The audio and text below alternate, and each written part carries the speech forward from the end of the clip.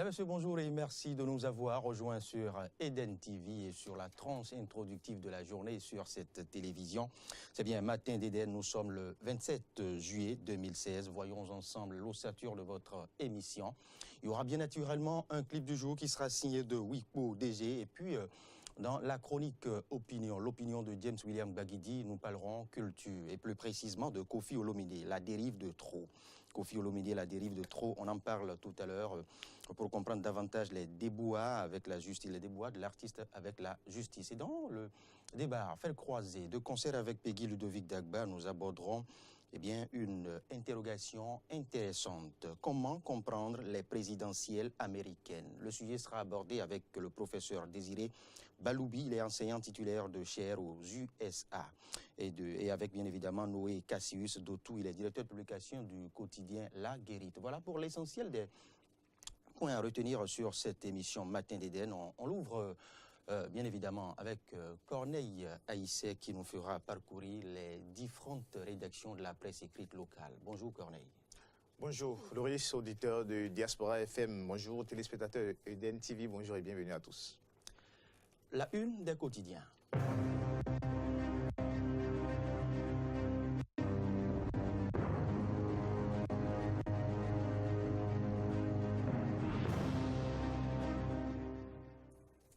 Bienvenue à toutes et à tous. La marche des étudiants, la marche pacifique des étudiants réprimés hier au niveau de la bourse du travail et l'information a constitué le menu principal des quotidiens parus ce jour. On commence par l'affiche du jour. Le quotidien, l'affiche du jour éducation, une marche des étudiants contre la session unique dispersée par la police à Cotonou. L'information est en page 2 du journal. L'affiche du jour traite action pour la désignation des représentants du COS-LEPI au Parlement. Difficile entente entre PRD et Union fait la Nation. Ultime plénière prévue pour demain, jeudi 28 juillet 2016. Affiche également l'affiche du jour. Ça, une information à développer ou développer en page 3 du même quotidien. On passe maintenant au quotidien Le Confrère de la matinée. Bénin, pour un rien, on va gréver ou on marche. Pour un rien, on va en grève. Voilà. Pour un rien, on va en grève ou on marche. Trop, c'est trop. Les étudiants ne sont pas des travailleurs. Écrit ce matin le confrère de la matinée.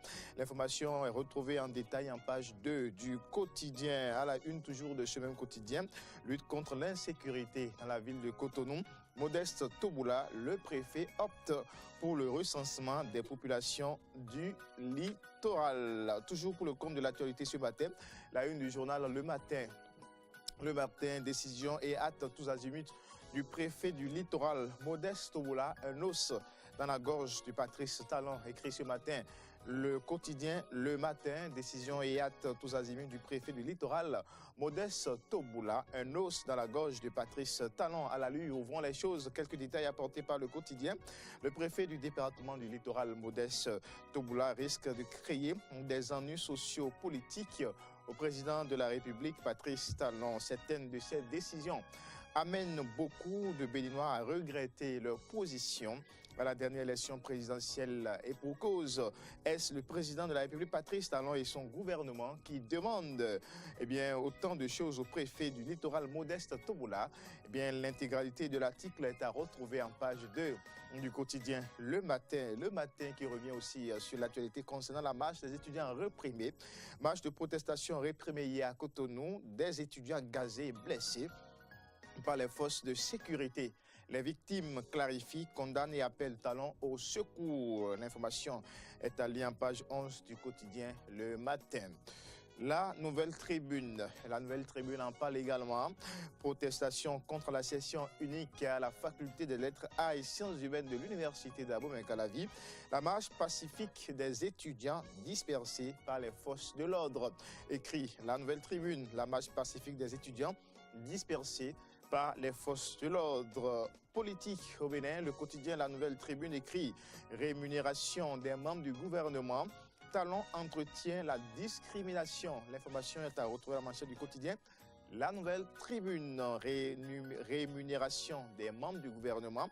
Talon entretient la discrimination au sein du gouvernement du nouveau départ. 2 classes de ministres se distinguent. Une première catégorie constituée par les ministres venus d'ailleurs, les Tigans, écrit le quotidien, pour ainsi dire, avec des salaires sans commune mesure avec le salaire standard que perçoit certainement à la deuxième classe du gouvernement du nouveau départ. Intéressante information. À lire certainement à la une du quotidien La Nouvelle Tribune, l'information est développée en page 3 de ce journal. La boussole, à présent, la boussole, répression du mouvement des étudiants à la bourse du travail. Le gouvernement Talon rétrécit le champ des libertés et provoque les acteurs sociaux. Le gouvernement Talon rétrécit le champ des libertés et provoque les acteurs sociaux, écrit la boussole. La boussole mentionne aussi à sa une descente de l'honorable Rachid Badamassi sur la voie Parakou-Djougou, l'élu de la 8e mai, la pression pour la réalisation attend des grands projets de sa circonscription. L'information est à lire en page 3 du quotidien. L'Inter, le journal L'Inter, qui nous parle de l'Assemblée nationale, notamment de la désignation des membres du COSLEPI et des CCA, et écrit que le PRD, l'Union fait la Nation, a couteau tiré.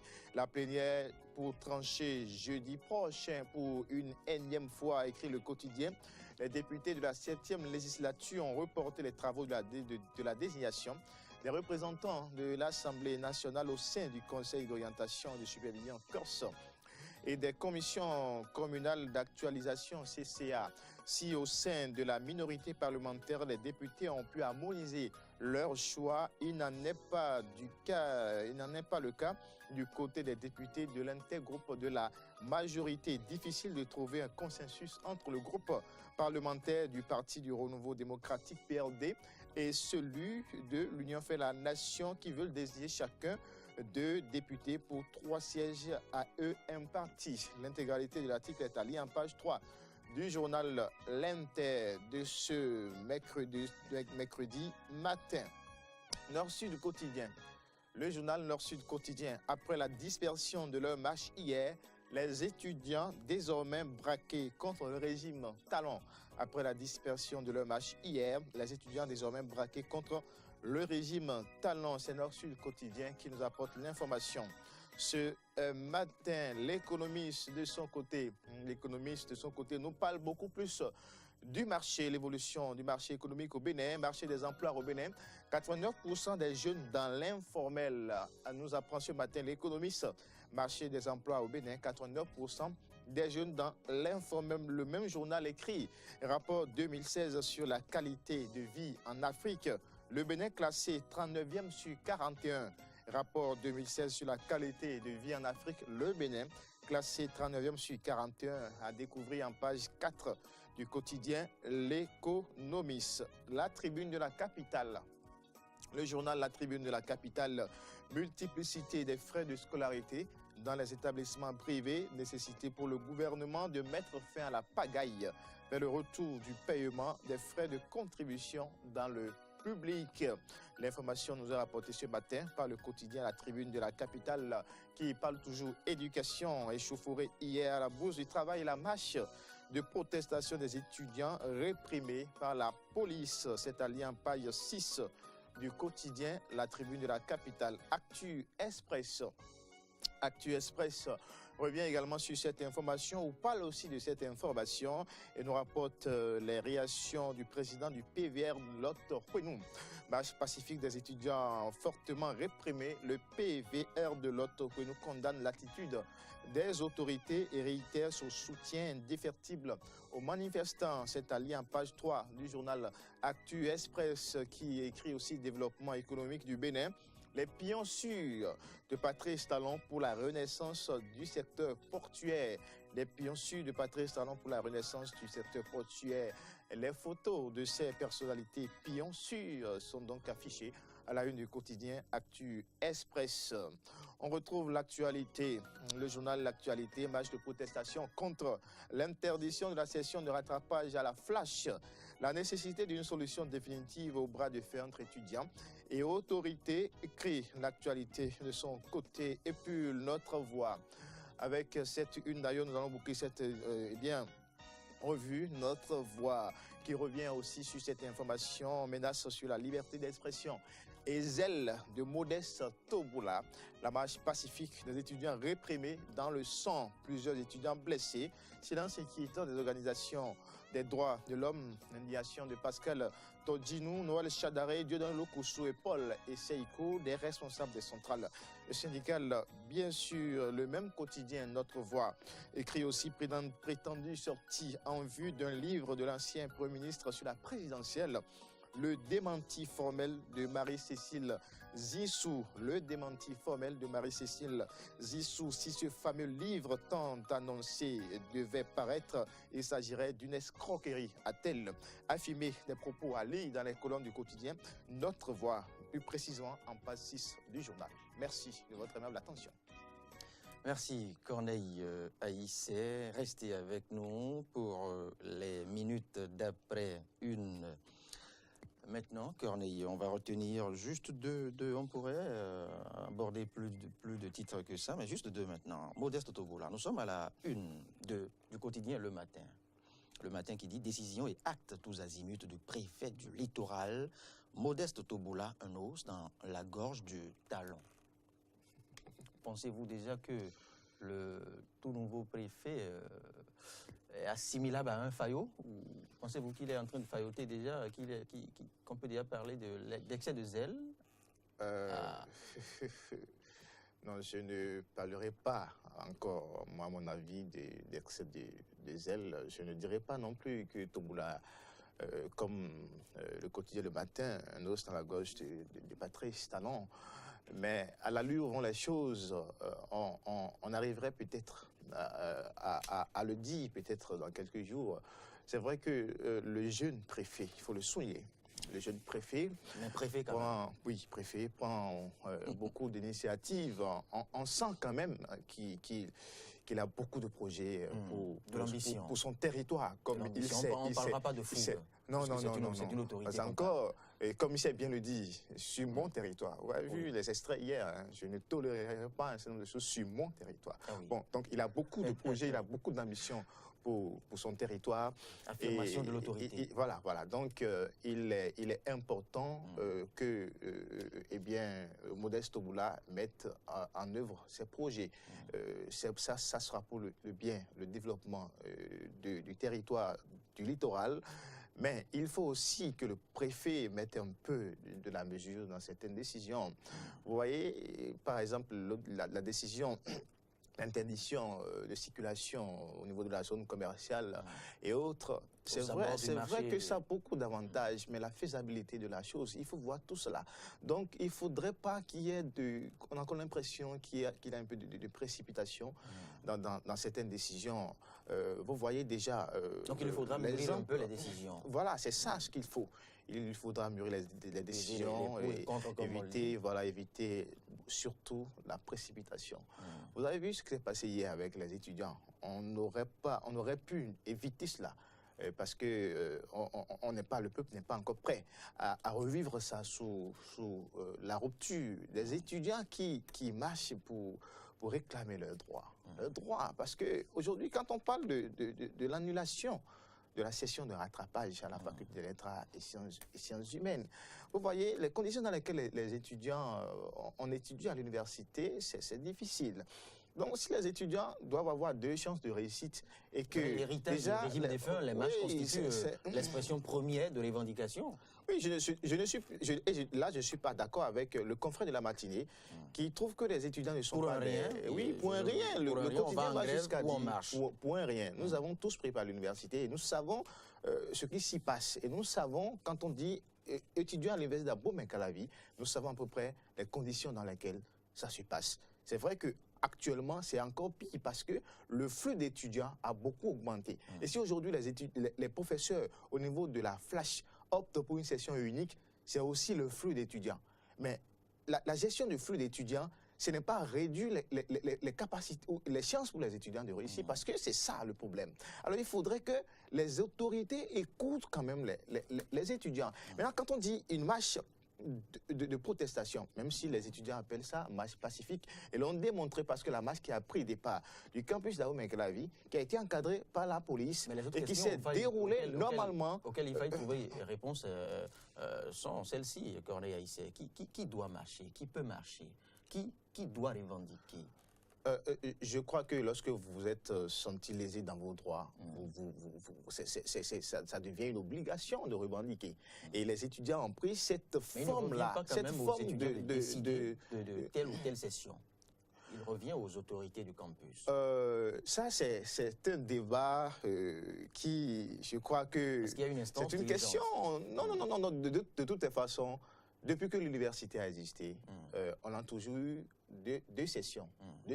Depuis que l'université a commencé, on a toujours eu 2 sessions. Maintenant, si aujourd'hui, nous voulons... Entreprise humaine, il est appelé quand même à réformer, à évoluer, à imprimer un nouveau rythme. Je suis d'accord avec vous, Loris Freddy. D'abord, je suis d'accord avec vous. Mais est-ce que cette décision d'aller à une session unique, est-ce que cette décision a été prise de concert avec les étudiants?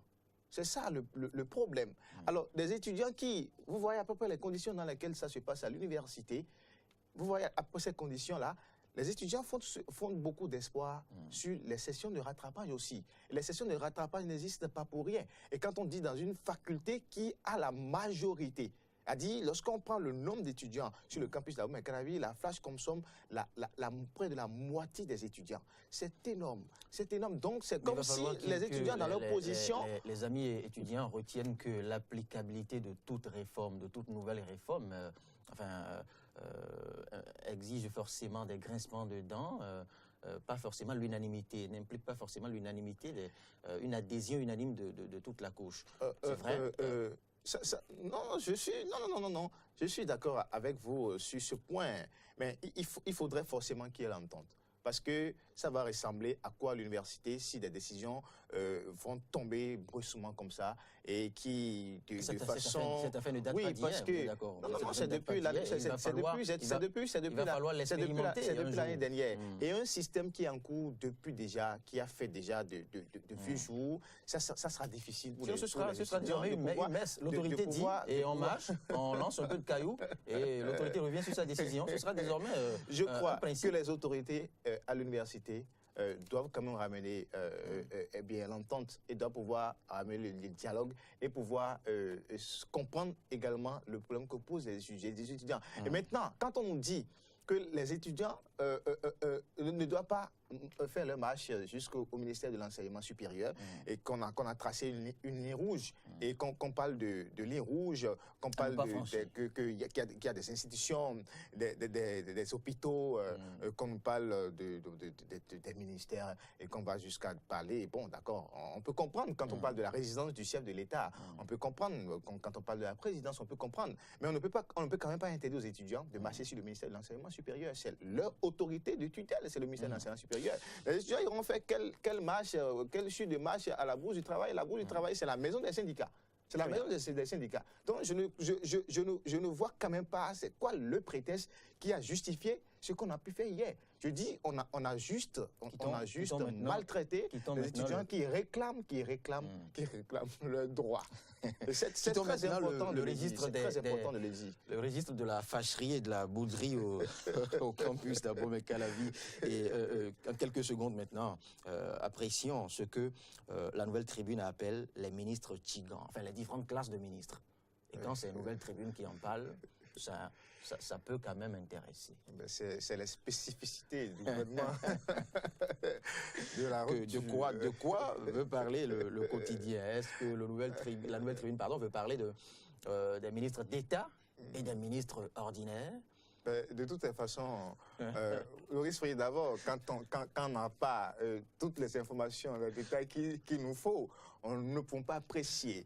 Mais si nous comprenons bien l'article publié ce matin, c'est qu'il y a 2 classes, selon la Nouvelle Tribune, 2 classes de ministres. Oui. Les ministres qui sont venus certainement de la diaspora ou, si vous voulez, de l'étranger, les béninois qui servent et qui sont les ministres tigans, et puis bon, d'autres ministres qui sont là avec le traitement standard. On entend de nous imprégner de l'article. De toutes les façons, qu'il y ait de ministre Les Tigan, critères de classification. qu'il y ait de ministre Tigan ou de ministre TV, si vous voulez. Oui. Nous voulons que ces deux classes s'entendent pour que le développement soit véritablement amorcé et que tout ce que Patrice Talon a promis au peuple béninois, que cela soit quand même réalisé. D'accord. Voilà. Et déjà, quand on aura goûté quand même à l'article, on verra s'il y a des ministres basés ou autres. La une des plateformes maintenant.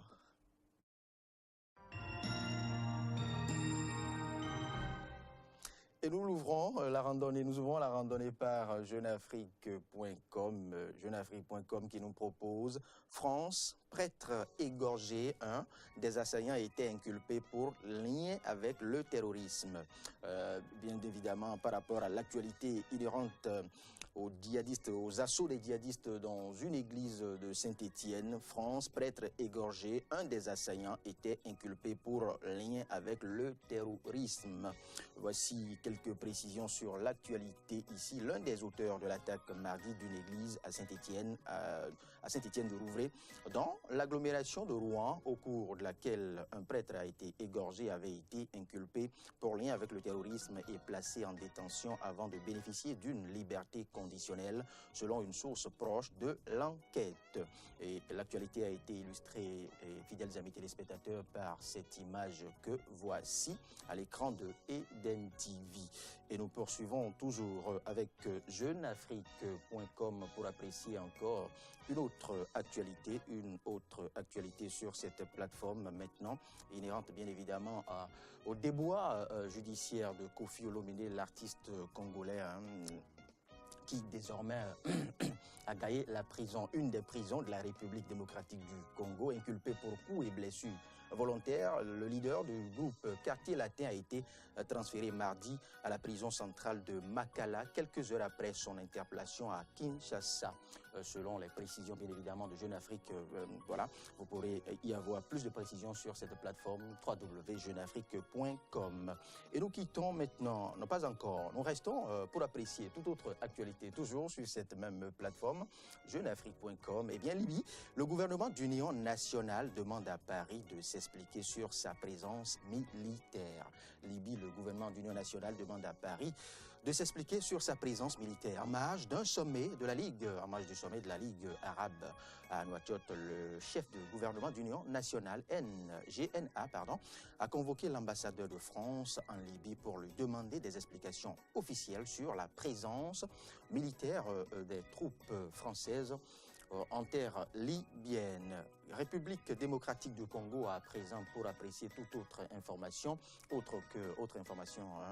la Banque mondiale suspend le financement de la centrale INGA 3. RD Congo, la Banque mondiale, suspend le financement de la centrale INGA 3. La Banque mondiale a annoncé la suspension de son aide au projet hydroélectrique INGA en République démocratique du Congo. L'institution conteste l'orientation stratégique du gouvernement de ce pays et a donc décidé de suspendre son aide à l'État congolais, de la République démocratique du Congo. Et nous quittons maintenant jeunafrique.com pour être accueillis à présent sur www.africatv.com. Africa TV nous propose une prouesse à l'est du Bénin, une prouesse plus à l'est du Bénin, plus précisément au Nigeria. Nigeria, inauguration du premier train à grande vitesse TGV réalisé à $1 milliard. Nigeria, inauguration du premier TGV réalisé à $1 milliard. Bonne nouvelle donc sur le continent africain. Un premier TGV inauguré à $1 milliard au Nigeria. Voici d'autres précisions sur cette information. Le président nigérien Muhammadu Buhari a inauguré mardi le premier train à grande vitesse de la principale économie d'Afrique, une réalisation chinoise d'un milliard de dollars, reliant la capitale Abuja à la ville de Kaduna sur près de 200 km. Le train roulera à 130 km/h et le billet coûtera $1,50 en deuxième classe. Voilà, une très bonne nouvelle pour le continent, pour le Nigeria, et non seulement pour le Nigeria, mais pour tout le continent africain, ce qui prouve désormais que et certains fils du continent, et certains pays du continent prennent le pas sur les évolutions technologiques. Parlons maintenant, faisons une courte escale dans le registre sport pour aborder maintenant l'actualité inhérente au transfert. Le Sénégalais Younous signe à Lille. Le Sénégalais Younous signe à Lille. C'est ce que nous précise ici www.africatv.net. Le milieu international sénégalais Younous Sankaré, 26 ans, va poursuivre sa carrière à Lille. Il lui restait un an de contrat avec l'Avent Guingamp. Sankaré avait rejoint Guingamp en 2013 en provenance de Dijon, après avoir notamment porté les couleurs du PSG Paris Saint-Germain. Donc, toujours sur cette même plateforme, abordons maintenant l'actualité politique encore au Sénégal. L'armée américaine sur pied de guerre pour contrer le terrorisme. L'armée américaine sur pied de guerre pour contrer le terrorisme. Et c'est du moins ce que nous allons comprendre maintenant avec l'actualité qui suit, l'information qui suit, pardon. Des soldats américains à plat ventre ajustent leurs fusils dans les buissons. Un détachement sénégalais se positionne sur la ligne dans un centre d'entraînement au Sénégal. Les fusils d'assaut crépitent lors d'un scénario d'une intervention américaine d'urgence en Afrique. Voilà, un exercice de simulation pour armer l'armée, pour permettre le pléonasme, pour armer davantage les forces de l'ordre sénégalaises. Voilà, et nous poursuivons maintenant pour aborder l'actualité inhérente, bien évidemment, au vilain comportement de Kofi Olomide qui lui a valu un emprisonnement. RDC, Kofi Olomide condamné à 3 mois de prison ferme. RDC, Kofi Olomide condamné à 3 mois de prison ferme. C'est la toute dernière information à apprécier sur cette plateforme africatv.net. Nous avons cliqué déjà sur un tout autre site internet, www.izf.net. Et ce site revient encore sur l'exercice de simulation et de formation des forces de l'ordre sénégalaises. Des soldats américains s'entraînent à une intervention d'urgence en Afrique. Nous sommes au Sénégal. Et puis toute autre actualité maintenant, près de 38 000 personnes ont fui le Soudan du Sud pour l'Ouganda. Près de 38 000 personnes ont fui le Soudan du Sud pour l'Ouganda. C'est l'autre information précisée ici par izf.net. Près de 38 000 personnes ont fui le Soudan du Sud pour se réfugier en Ouganda après les violents combats qui ont éclaté du 8 au 11 juillet à Djouba, la capitale sud-soudanaise, a annoncé mardi le Haut Commissariat des Nations Unies pour le Haut Commissariat des réfugiés, HCR bien évidemment. Des combats ont poussé 37 890 personnes plus précisément à fuir le Soudan du Sud vers l'Ouganda. Nous poursuivons toujours sur cette même plateforme. Nous sommes au Malawi. Séropositif, il se faisait payer pour initier sexuellement des jeunes filles. Séropositif, il se faisait payer pour initier sexuellement des jeunes filles. C'est ce que nous apprend à izf.net sur cette actualité. La police du Malawi a annoncé mardi l'arrestation d'un homme séropositif affirmant gagner sa vie en initiant sexuellement des adolescentes dans le cadre de pratiques rituelles, dans le cadre de pratiques rituelles organisées par leurs parents.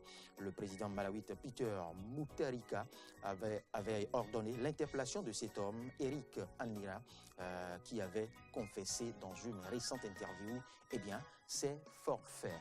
Et nous poursuivons toujours avec cette même plateforme. Une dernière information avant de quitter IZF. Nous nous rendons maintenant en République de Somalie. 13 tués dans un double attentat suicide de Chebab à Mogadiscio, Somalie. 13 tués dans un double attentat suicide de Chebab à Mogadiscio. L'information est précisée comme suit. Au moins 13 personnes ont été tuées mardi près de l'aéroport de Mogadiscio dans un double attentat suicide à la voiture piégée revendiqué par les islamistes Chebab, démontrant une fois encore la capacité de nuisance de ces différents groupes affiliés à Al-Qaïda au cœur de la capitale somalienne. Et nous quittons ainsi cette plateforme pour apprécier l'actualité hors du continent africain maintenant. Nous sommes à présent sur tout autre plateforme www.l'express.fr qui précise à sa une en direct Saint-Étienne, c'était hier bien évidemment, Saint-Étienne de Rouvray, le SCONT assaillant toujours pas identifié. Et puis autre information à retenir sur l'assaut djihadiste hier dans une église de Saint-Étienne de Rouvray. Un prêtre âgé de 86 ans, Jacques Hamel, a été égorgé lors d'une prise d'otage dans une église catholique près de Rouen. Un attentat revendiqué par Daesh. Les deux assaillants ont été tués par la BRI, envoyée sur place, alors qu'un second otage est entre la vie et la mort, non encore identifié. Eh bien, mesdames et messieurs, ce sera tout pour cette randonnée sur les différentes plateformes internationales. Et nous poursuivons maintenant Matin d'Éden et nous allons enclencher avec le bulletin d'information qui nous sera présenté par Antoinette Sagbo. Antoinette Sagbo, bonjour. Loris Fredidava, bonjour. Mesdames, Messieurs, bonjour. Le bulletin maintenant.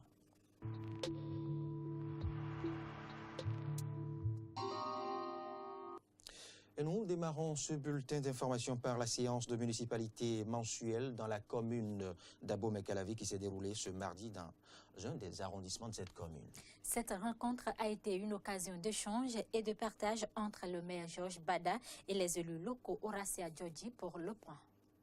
Après les arrondissements de Révier, Zinvier, Togba, Akasato et Godomain, c'est au tour de l'arrondissement d'Abomey-Calavi d'accueillir la séance de municipalité initiée par le maire de la commune d'Abomey-Calavi. Comme dans les localités précédemment citées, c'est le recensement par le maire Georges Bada des problèmes de ce milieu qui justifie la tenue de cette réunion. Des difficultés soulevées par les 20 chefs quartiers et qui se résument à l'ouverture, au reprofilage des voies, à l'insalubrité, au manque de modules de salles de classe, d'électrification, à l'insécurité et au conflit domaniaux. Des préoccupations confirmées par le chef d'arrondissement qui a profité pour souhaiter la relance effective des travaux de lotissement. Le 12 passé, que vous avez eu à faire la levée de la mesure de suspension et que vous avez eu à procéder à la relance des travaux de lotissement dans toute la commune, nous vous remercions. Et puis nous vous demandons de faire des liens pour que ces travaux démarrent effectivement. Pour le maire Georges Bada, la décentralisation et le développement à la base. La mairie à elle seule ne peut apporter les solutions aux problèmes énumérés. Il invite donc chaque habitant de l'arrondissement d'Abomey-Calavi à une participation citoyenne. Tous les 20 chefs quartiers, ils doivent se poser la question de savoir, pour lutter contre l'insécurité, combien d'étrangers sont rentrés dans leur quartier. L'éclairage dans une commune n'est pas l'exclusivité des charges de la commune. Il faut nécessairement, pour ce qui nous concerne, que l'État central nous vienne en aide. Également pour ce qui concerne les voies, également pour ce qui concerne les écoles, pour ce qui concerne les hôpitaux, etc. C'est à nous de collecter tous ces besoins et à nous de chercher à leur trouver des solutions. Cette rencontre a également permis de faire le point de l'exécution des décisions prises à la dernière séance et des préparatifs de la célébration communale du 1er août qui aura lieu dans l'arrondissement de Calavi. Et puis, nous poursuivons maintenant. Gaz lacrymogène, canon à eau était de la sortie ce mardi à Cotonou contre les étudiants. Cet arsenal de la police a servi à réprimer une marche des étudiants de l'université d'Abomey-Calavi. Ces derniers entendaient transmettre au ministre Marie-Odile Atanassou leurs revendications. Le récit des événements, c'est avec Fréjus Seoula et Damien Pedro. Panique, fuite, des blessés et des dommages matériels. C'est ce à quoi aboutit la longue et pénible marche des étudiants qui a démarré du grand portail de l'université d'Abomey-Calavi et a atterri à la Bourse du Travail dans la ville de Cotonou. Et c'est à ce point de chute que cette marche, qui était jusque-là pacifique et dont le but est de revendiquer de meilleures conditions d'études, a dégénéré. L'itinéraire était de l'université d'Abomey-Calavi jusqu'au ministère de l'Enseignement supérieur et de la Recherche scientifique. Mais on nous a dit qu'on ne peut pas traverser le CNHU et on ne peut pas traverser la présidence. Et de l'autre côté de la bourse de travail, on ne peut pas non plus traverser la résidence du chef de l'État. On s'est convenu de ce que la marche allait échouer à la bourse de travail. Mais force est de constater qu'à la destination, ça veut dire à la bourse de travail, les policiers ont reçu l'ordre du préfet. J'étais témoin quand le préfet a demandé à la police de tirer sur nous. Pour Modeste Tobola, préfet du département du Littoral, qui a autorisé la marche et a aidé à mettre des bus à la disposition des étudiants, c'est plutôt l'incivisme de ces derniers qui a engendré cette scène qu'il déplore. Donc j'étais là, présent, sur les lieux, à la bourse du travail, en attendant la délégation du ministère pour que nous puissions recevoir leur motion. Lorsque, arrivés au niveau de la bourse du travail, ils ont décidé de franchir la ligne rouge. C'est inadmissible. Je voudrais dire que le respect des libertés individuelles et collectives n'emporte pas sur l'ordre public. Ils veulent forcer le passage, ils disent qu'ils veulent aller au ministère. Alors qu'il y a des autorités administratives ici qui veulent les recevoir. Dans cette confusion où les étudiants ne comprenaient pas pourquoi les forces de l'ordre ne pouvaient pas les encadrer jusqu'au ministère de l'Enseignement supérieur, ils n'ont pu transmettre leur motion à l'autorité, dépêchée par la ministre Marie-Odile Atanasso. Plusieurs responsables syndicaux, notamment ceux de la CSTB, CGTB et CSA Bénin, ont dû quitter un forum organisé par le gouvernement pour se rendre sur les lieux et dire leur mécontentement. Policiers, étudiants, même cause, même combat. Policiers, étudiants, même cause, même combat. Alors, je n'ai jamais dit non. Mais quelle est la suite? Mais vous posez un problème. Mais quelle est la suite? Je dis et je répète que l'entrée, la bourse du travail, là, nous n'en voulons plus. Voilà. Encore sous le choc, les étudiants ont du mal à comprendre le concept de la rupture, qu'ils ont pourtant eux-mêmes contribué à rendre populaire. Ce sont nos marches qui ont permis que Talon vienne au pouvoir. Lui, aujourd'hui, au pouvoir ne peut pas permettre à ce que des marches soient réprimées. Azanaï, pour qui on a passé des nuits blanches ici, contre le complot fait contre lui par le Boniaï à l'époque. Donc, s'il n'est pas impliqué dans cette répression, il faut qu'il monte au créneau pour parler. À l'instar de ce jeune homme, arrêté puis relâché par les forces de l'ordre, les étudiants n'entendent pas renoncer à leurs revendications qui se résument en ces 4 points. La tenue de la session de rattrapage à la faculté des lettres, le paiement des allocations universitaires, la suspension des faux frais à payer avant de rentrer en possession de ces attestations ou diplômes et la démilitarisation du campus d'Abomey-Calavi. Eh bien, nous poursuivons. On va revenir sur cette affaire au cours de nos prochaines éditions, au cours des prochaines séances de décryptage. Ce 26 juillet, la communauté internationale a célébré la toute première édition de la journée de conservation des écosystèmes de mangroves. Une initiative de l'UNESCO pour protéger et valoriser ces formations végétales particulières. Corneille Aïsser pour plus de précision. L'UNESCO célèbre pour la première fois cette année 2016 la Journée internationale pour la conservation des écosystèmes de mangroves. La proclamation de cette journée adoptée le 6 novembre 2015 par la Conférence générale de l'UNESCO souligne l'importance de cet écosystème pour l'humanité et la planète tout entière. Ces écosystèmes de mangroves sont constitués essentiellement de palétuviers, plantes particulières avec des racines aériennes qui peuplent les zones côtières et parfois les embouchures de certains fleuves. Ces plantes de milieu d'eau douce et salée jouent d'importants rôles dans l'écologie de leur milieu. Du fait de leur morphologie, ces palétuviers-là créent un micro-habitat qui est affectionné par les ressources halieutiques, notamment les poissons et les crabes.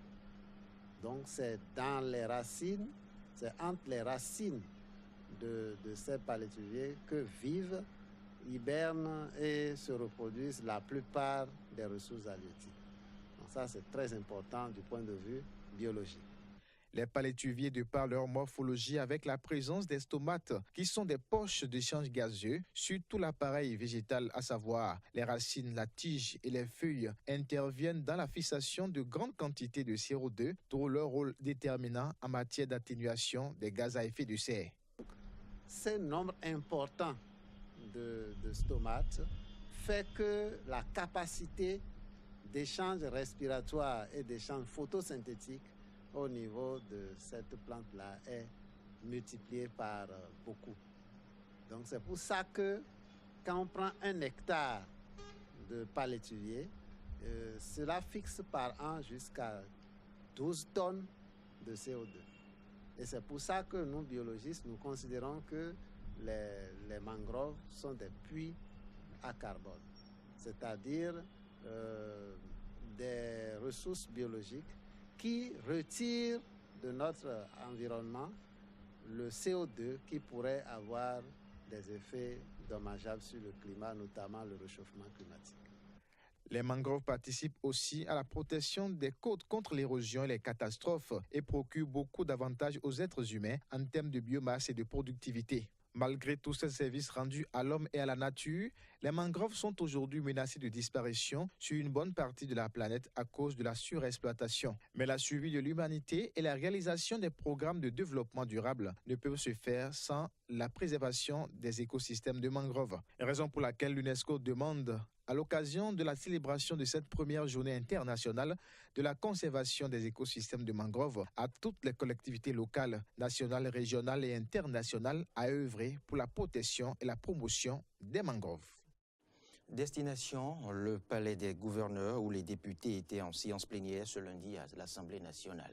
Au cours de cette assise, la loi 2016-18 portant autorisation de ratification de l'accord de financement du projet d'appui au développement du maraîchage a été étudiée et adoptée à l'unanimité des députés. Le projet est circonscrit dans 7 départements sur les 12 que compte le pays et son montant global a été estimé à 29 milliards de francs CFA. Les précisions, c'est avec Amen Didier Rupendi et Romaric Devoshi.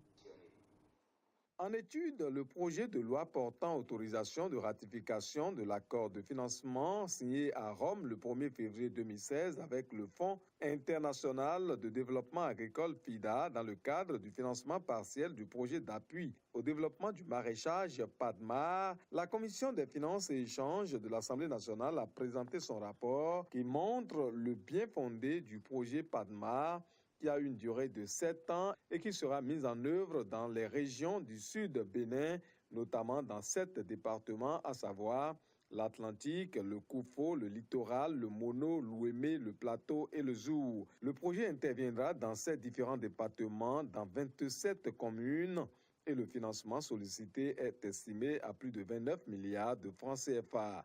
Les députés ont pris la parole après la commission pour apporter leur éclairage afin que les orientations soient données pour un bon suivi du projet PADMAR dans son exécution.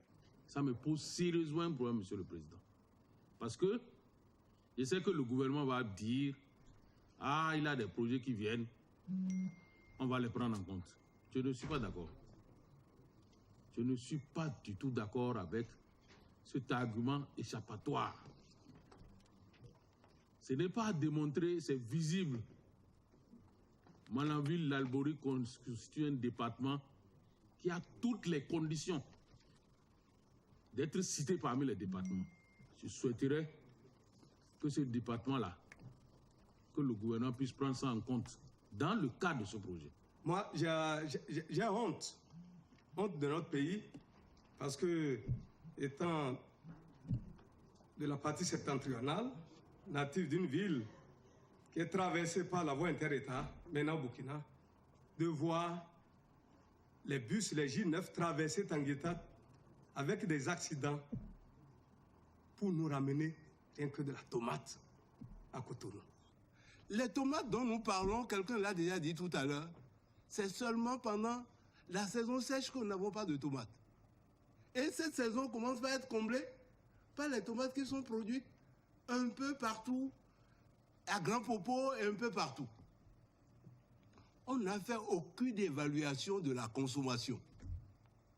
On veut produire son 8000 tonnes pour quel marché? Le ministre Delphin Koudandé a pris la parole pour apporter son éclairage afin que les députés prennent en compte le bien fondé de ce projet qui vise, entre autres, l'amélioration durable de la sécurité alimentaire et nutritionnelle et la réduction de la pauvreté dans les zones d'intervention du projet. Le projet a été élaboré pour s'occuper de la zone sud.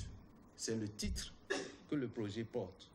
Et dans les réponses que nous avons envoyées, il y a déjà des projets qui prennent en compte un certain nombre de départements. 3, Alibori, Borgou, Colline. Et le projet que nous discutons aujourd'hui prend en compte 7 départements. Et je prends le problème de marché.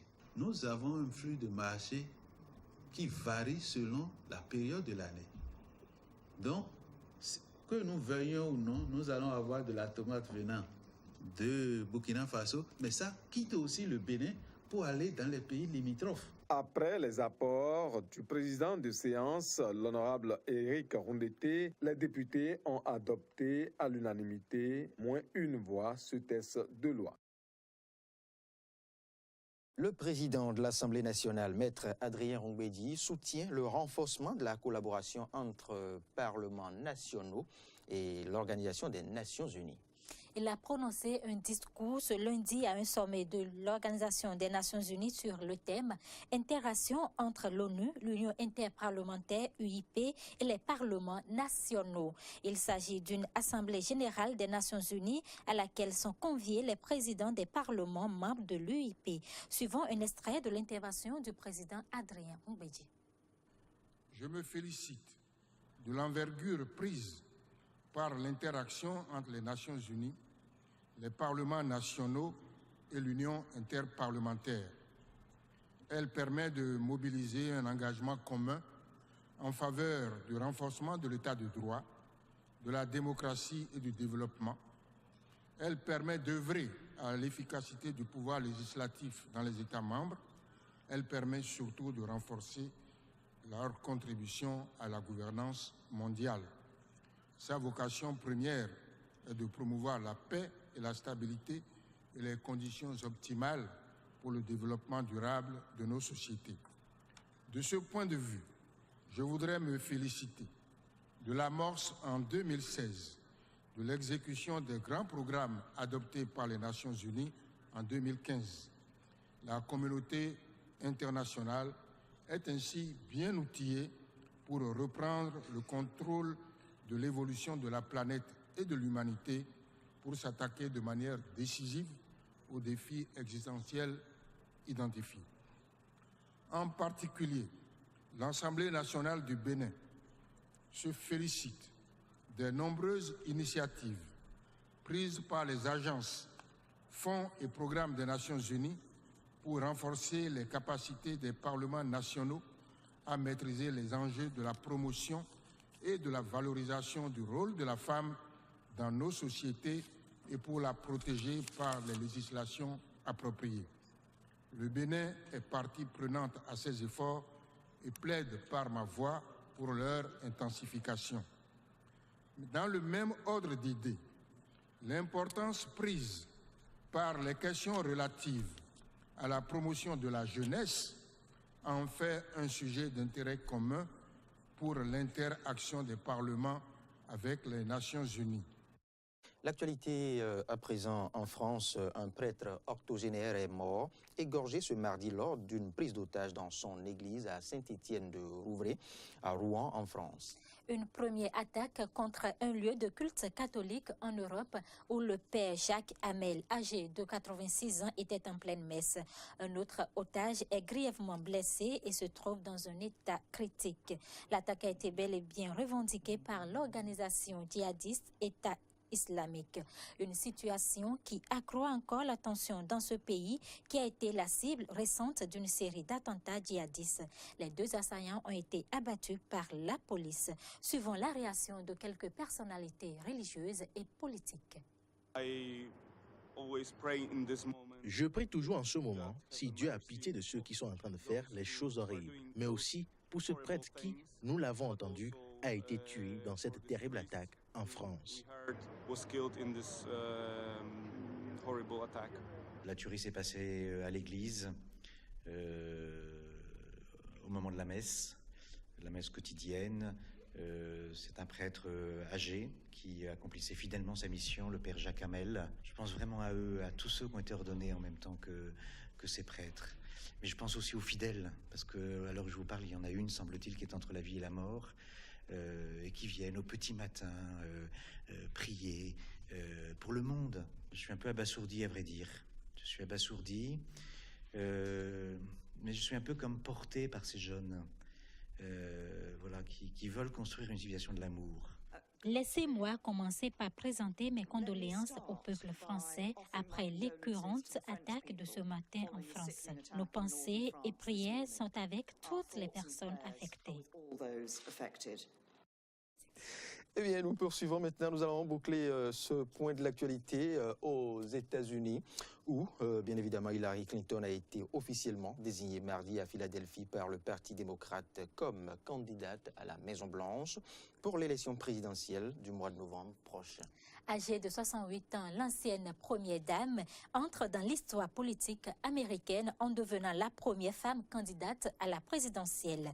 Conformément aux résultats des primaires, l'ancienne chef de la diplomatie américaine a recueilli le soutien de la majorité des délégués, franchissant le cap des 2382 voix nécessaires pour emporter l'investiture. Jeudi soir, en clôture de la convention démocrate, Hillary Clinton acceptera formellement sa nomination. Merci, Antoinette Sagbo. Bonne journée. Merci, Loris Freddy Davor. Mesdames, Messieurs, merci de votre attention. Le conducteur de moto-taxi maintenant dans On vous aime.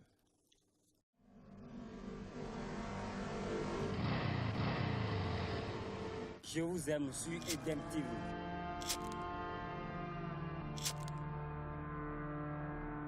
Les politiciens nous ont démontré de quoi ils sont capables. Parce que pendant 25 ans, ils nous ont fait voir que tourner à gauche, à droite, bon, vraiment, nous sommes restés constants là où on est jusqu'à présent. Donc, nous avons connu des présidents docteurs, des présidents enseignants, nous avons des présidents, des banquiers. Donc, c'est le tour des hommes d'affaires maintenant, les opérateurs économiques. Je vous aime sur Eden TV. Eh bien, nous allons maintenant installer James William Bagidi pour la chronique L'Opinion. Bonjour James. Bonjour à vous, Loris Freddy Davor. Bonjour à nos amis auditeurs et à tous les téléspectateurs. Et vous nous emmenez ce matin goûter au déboire de Koffi Olomide, la dérive de trop. Absolument. Nous allons sortir un peu de la politique politicienne pour faire un peu de la sociologie. L'Opinion.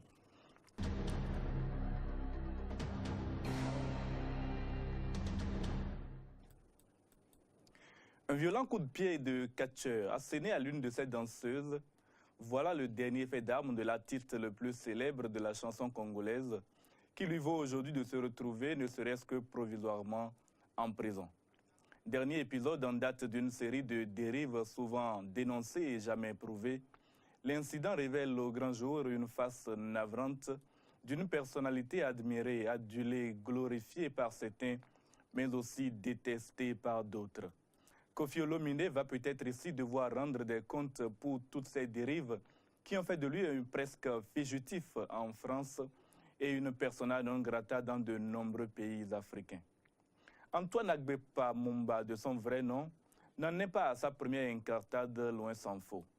L'homme qui est capable d'asséner un si violent coup de pied à l'une de ces danseuses, censée pourtant assurer à ses côtés le succès d'un concert prévu quelques heures plus tard, car il faut bien avouer qu'une bonne partie du public vient plus pour regarder les formes calipiges et les dérangements endiablés des danseuses, plus que pour la voix rauque du maestro. Donc l'homme qui est capable d'asséner un coup de pied dans une de ces danseuses en plein aéroport bondé de monde, alors que des policiers sont à moins de 5 mètres de la scène, en a probablement déjà commis d'autres. Au Bénin, en tout cas, on n'aura pas oublié la désinvolture avec laquelle il a traité la tragédie, ayant coûté la vie à 16 personnes à l'occasion de son dernier concert en date en 2003, parlant d'incidents. Au Togo, en 2014, comme cela s'est déjà produit ailleurs, les annulations de concerts consécutifs à son désistement tardif ou son absence non justifiée ont coûté des millions de francs aux organisateurs et conduit à des accusations d'escroquerie. En novembre 2015, il quitte la scène en plein concert à Abidjan, semble-t-il pour avoir été filmé contre son gré, causant selon l'organisateur là encore un préjudice de 80 millions de francs CFA. En France, il a dû prendre la clé des champs en 2012 après des accusations de viol et séquestration sur 3 de ces danseuses, dont l'une était mineure au moment des faits. Mise en examen et après avoir consenti dans un premier temps à se présenter devant la justice, le chanteur congolais a par la suite décidé tout simplement de se soustraire à la procédure, sentant sans doute venir le risque d'une incarcération. Mais c'est sans doute dans son propre pays que Koffi Olomidé défraie le plus la chronique pour ses incartades supposées ou réelles. Les accusations de violence, de voies de fait, notamment de coups et blessures, sur la personne de son producteur l'ont conduit devant les tribunaux en 2012, quelques mois seulement après sa fuite de France. Il est condamné à 3 mois de prison avec sursis dans cette affaire. Mais plus globalement, il est l'objet, à tort ou à raison, de soupçons et d'accusations de toutes sortes, jusqu'au charlatanisme. On le dit hautain, méprisant, arrogant, mais son talent, cet immense talent incontesté, excuse tout, ou presque. Si le succès et la célébrité de ces stars, qu'elles soient africaines ou autres, les expose à la jalousie et à la calomnie, c'est également de cette notoriété que procèdent leurs vices, leurs caprices, leurs incartades, qu'elles pensent amnistiables en toutes circonstances. Mais trop, c'est trop. Rien ne justifie le déchaînement de violences gratuites que Koffi Olomidé a asséné à sa danseuse. S'il la maltraite ainsi en public, qui sait ce qu'il aurait pu lui faire subir en privé? Il faut qu'il paye pour elle, et plus virtuellement pour tous ceux et toutes celles qui n'ont jamais eu la chance que la caméra d'un smartphone fixe la scène du forfait au meilleur moment. C'est mon opinion et je la partage. James William Baguidi. Voilà. Nous revenons maintenant au déboire de Koffi Olomidé. Quand l'ego et la personnalité vous font oublier, j'allais dire, votre rang dans la société, eh bien vous finissez en prison.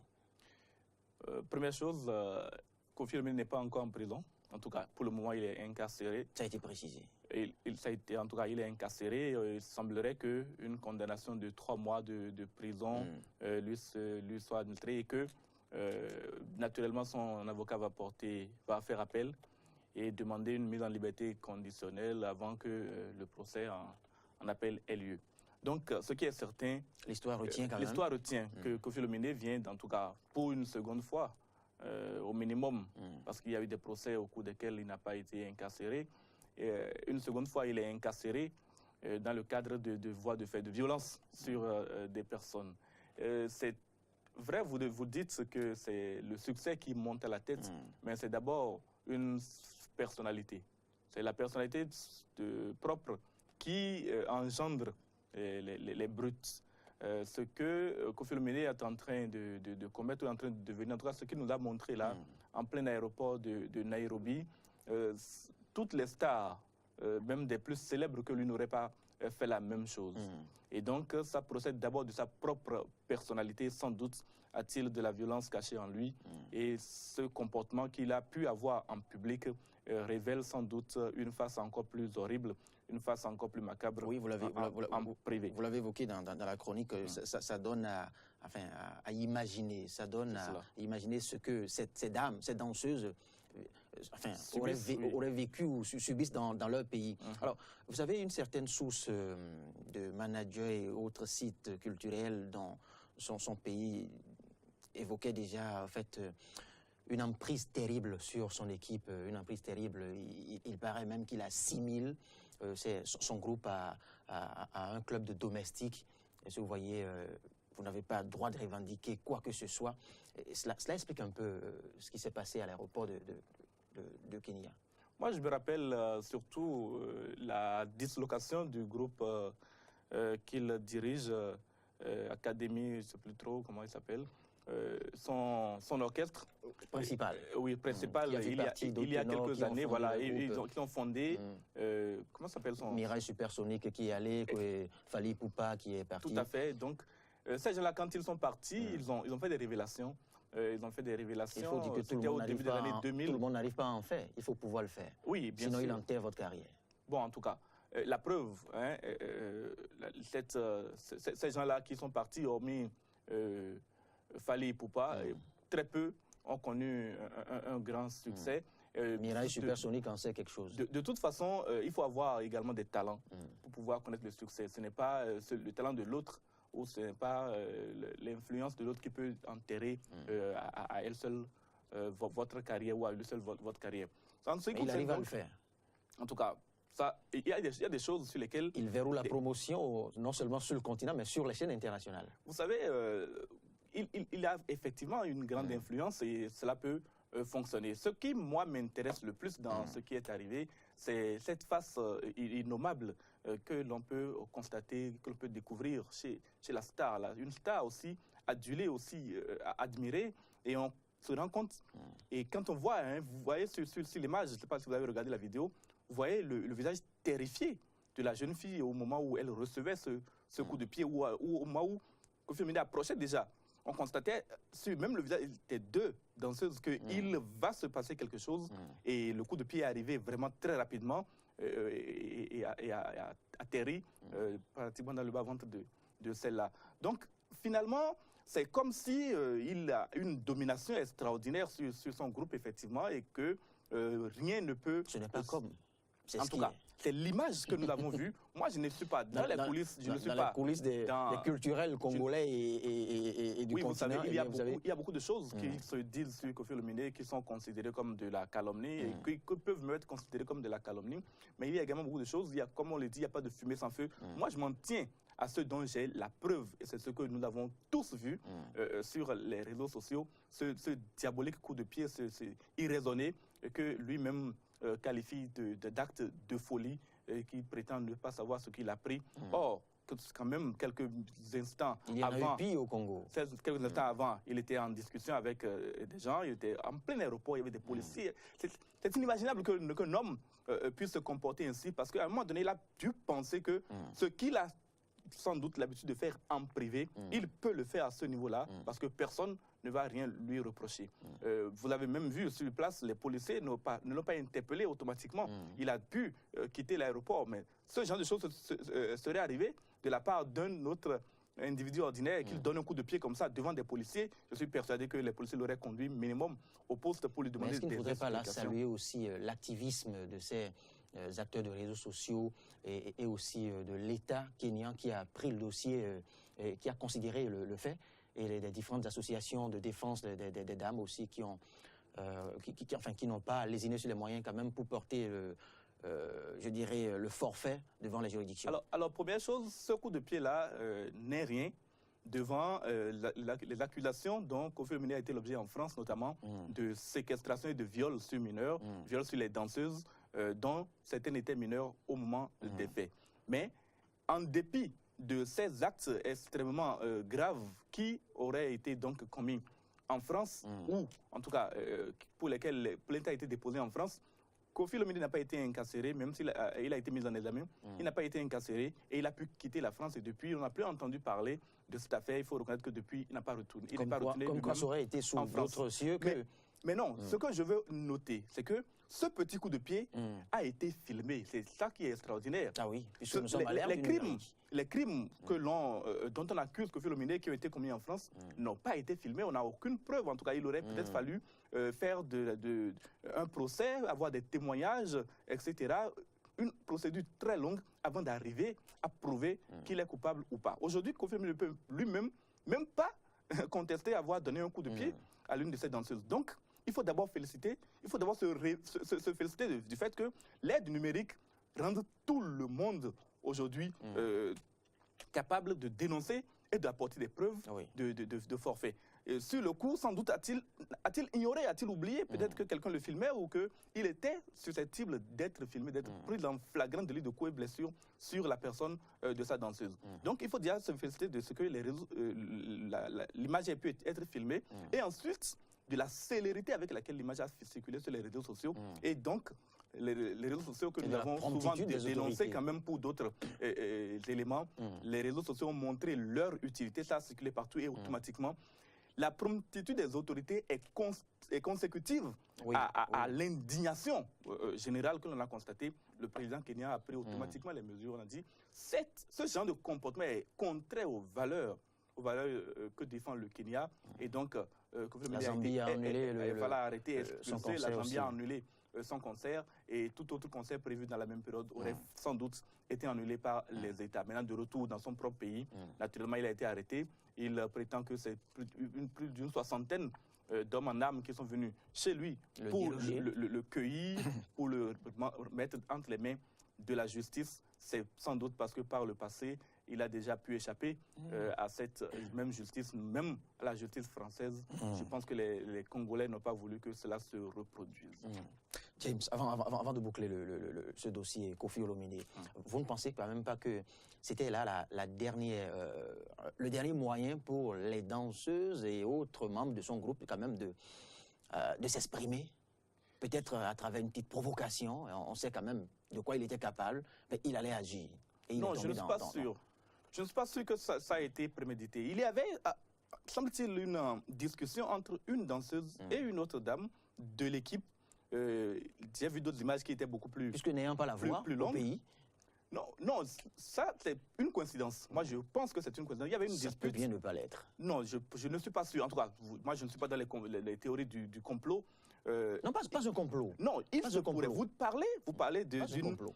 Oui, ce que vous dites là est comme une sorte de complot contre lui. C'est-à-dire qu'on fait en sorte de l'amener à se dévoiler en public, de dévoiler sa face macabre en public. Puisque les membres du groupe... S'il faut supputer, on inventera tout. Moi, je ne suppute pas. Ce que je constate, tout simplement, pour une vidéo plus longue que j'ai pu voir, il y avait une discussion entre les danseuses et une dame qui était en blanc sur les images, qui semblerait être, en tout cas, plus huppée que les autres dans le groupe. Et je ne sais pas ce qui se dit. Bon, tout ça se disait en lingala, et puis le son était assez peu audible.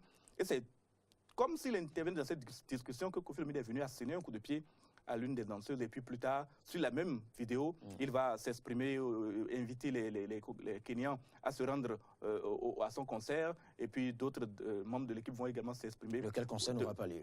Lequel concert finalement n'aura pas lieu. Il faut finir en disant cette gloire, cet talent et tout ce que l'on veut n'excuse pas les dérives comportementaux. Et ces gens de dérives, fort heureusement aujourd'hui, peuvent être dénoncés et poursuivis. Koffi Olomide doit rendre gorge pour tout ce qu'il a pu commettre à l'encontre de ces danseuses. Malheureusement, si ce n'est qu'une condamnation de 3 mois, dans quelques temps, on va le revoir sortir, faire une sorte d'acte de pénitence, et puis les fans... Cela aura quand même impacté sa sensibilité, sa personnalité.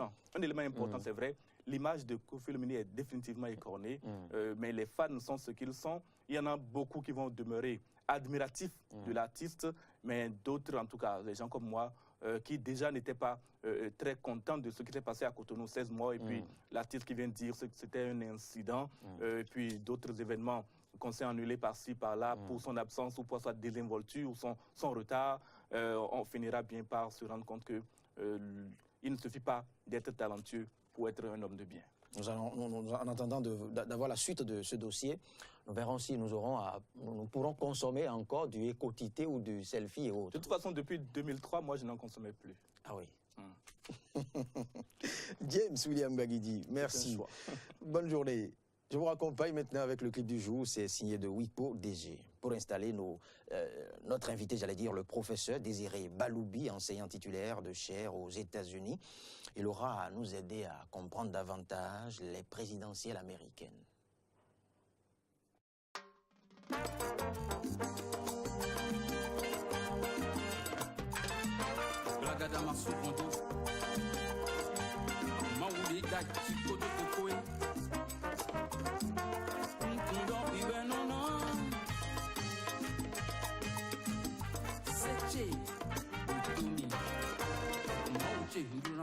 No cambio, no cambio, no cambio, no cambio, Jesus no cambio. We get away on a voice. cambio, por noche no cambio, Jesus no cambio, we get away out na vo. We sana kubayi na hondo, but we see for no kunda yibaji, asuka pedo todo kono wenwe. We china kono jovido, quand les mondos citoyens soupona, si l'on combat muto, avant mon coué.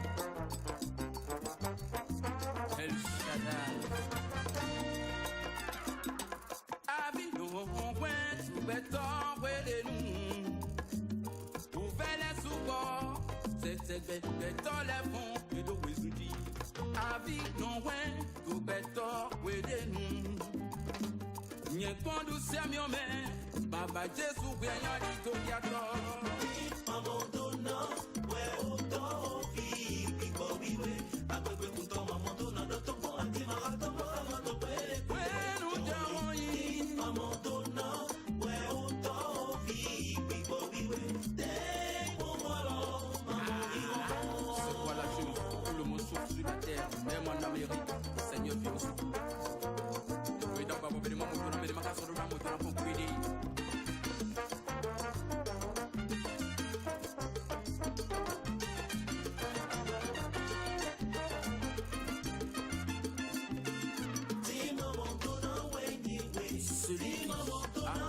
La route mère et qui a capturé l'éléphant et sur la terre ferme a attrapé le requin.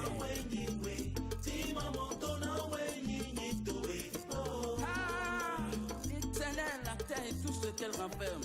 Oui, ouais, non, non. A-t-il comment je n'en doubo, non, mon chien? Oui, ouais, non, non. Oui, vide ton sang, mais je n'en doubo, non, pas oui. Oui, ouais, non, non. Oh, Bruno, Jésus Christ, les échewa. Tima montona wenyiwe, tima montona wenyitowe. Tima montona, tima montona, tima montona, tima montona, tima wenyiwe, tima montona wenyitowe. Seigneur, nous voulons ta lumière, aide-nous.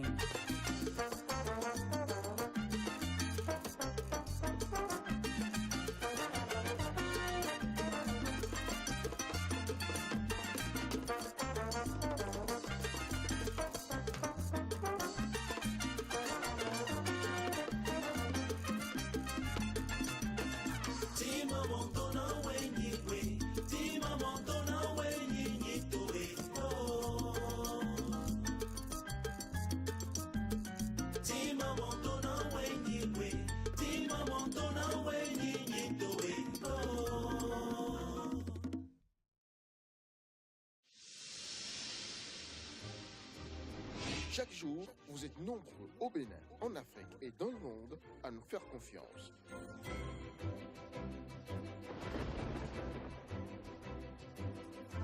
Recevez-nous sur satellite EO33, Eutelsat 33A, fréquence 108.05, symbole rate 30001, polarisation verticale. En local, bande UHF, fréquence 719.25, système de son VG.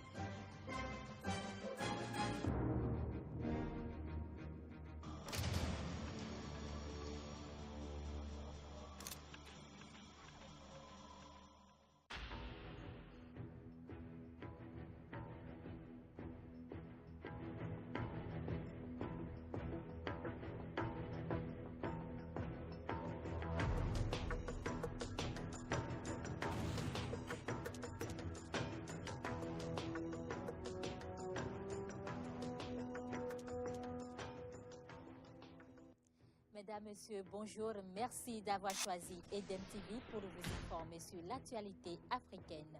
Info d'Afrique. C'est une édition qui vous permet de revivre tous les événements qui se sont déroulés dans la semaine sur le continent. C'est tous les dimanches à partir de 11h.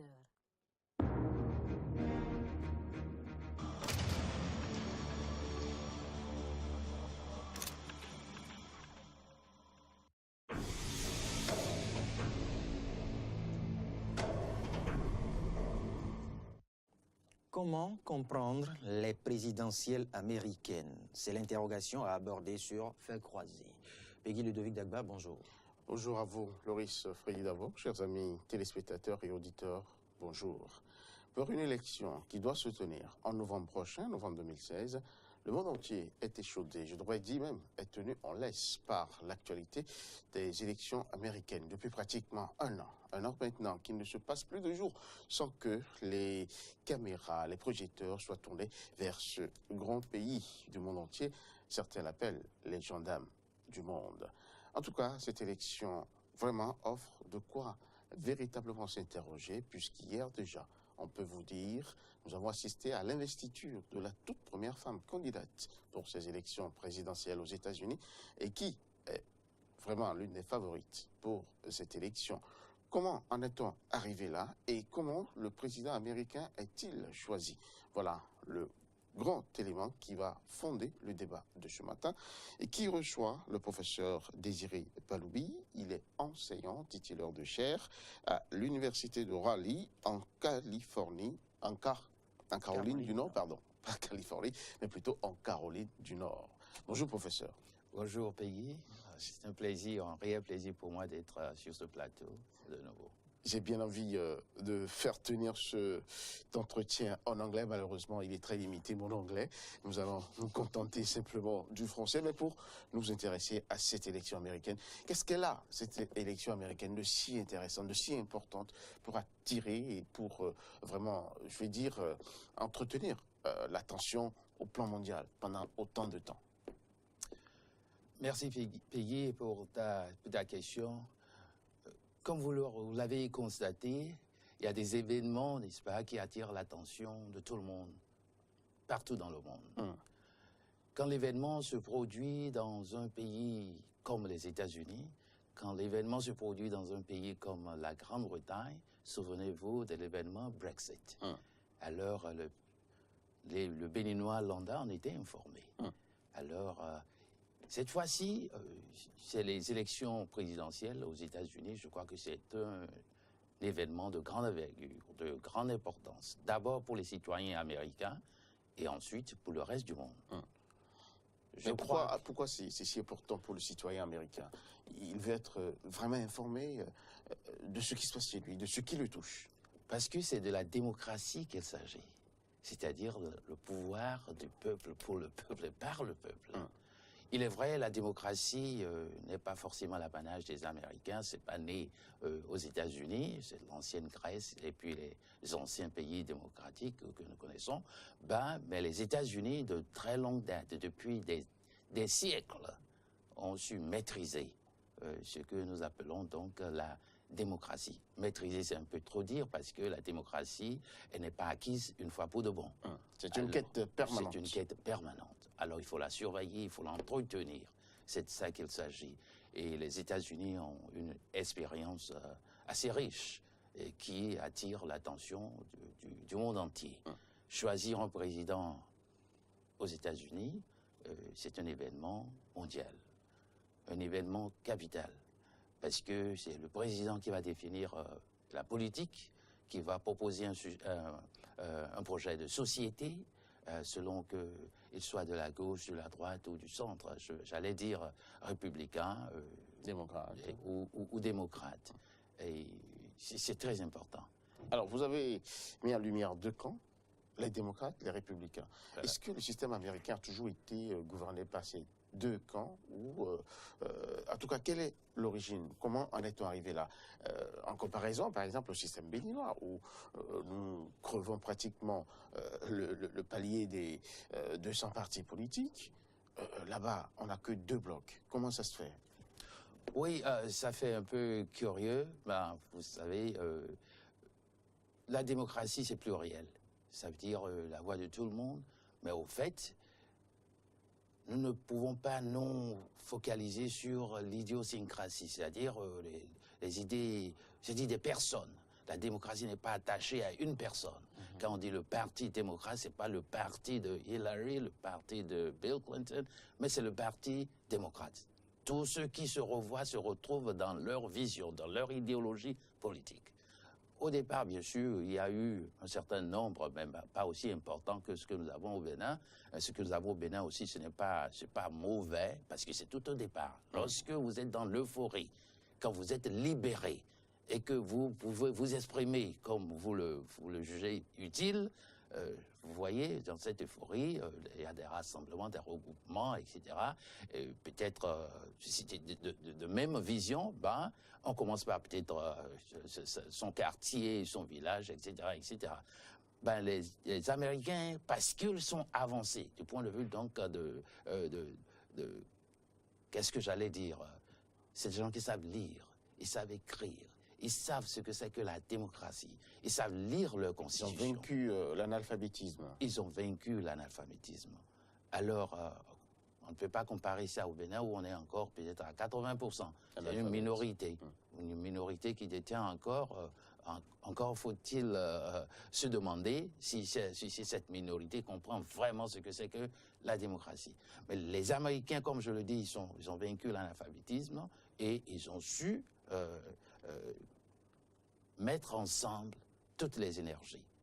Si vous êtes de la droite, vous êtes de la droite. Vous pouvez être de la droite, extrême droite, du centre, de la gauche, mais vous êtes quand même ensemble. Vous voyez, vous pouvez être de la gauche, qu'on allait appeler peut-être les démocrates, mais il y a des démocrates de la droite, du centre, et puis de l'extrême gauche.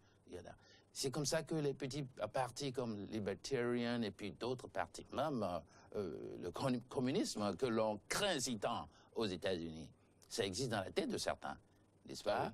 Ça existe dans la tête de certains, ben, ils n'ont pas pu survivre la compétition, parce que c'est une compétition. Il faut attirer le plus grand nombre possible, qu'un grand nombre soit acquis à la cause du parti. Donc en réalité, le communisme, ça n'existe pas, c'est pas américain. Professeur Baloubi, Voilà. qu'est-ce qui explique le caractère spécial des conventions de cette année? Dans les deux camps, les dissensions, les démissions. Voilà. Vous voyez, lorsque un processus avance, atteint son paroxysme, et qu'il y a des crises qu'on cherche à juguler, eh bien, on voit émerger des forces qui ne se convergent pas nécessairement au sein même du parti. Alors, vous avez constaté qu'au sein du Parti républicain, et là, il y a une crise, la crise la plus grave que peut-être les États-Unis n'aient jamais connue. Et cette crise, je crois qu'elle a été provoquée par la personne, j'allais dire la personnalité du candidat Donald Trump, qui est extraordinaire en ce sens que il ne suit pas nécessairement les règles du parti.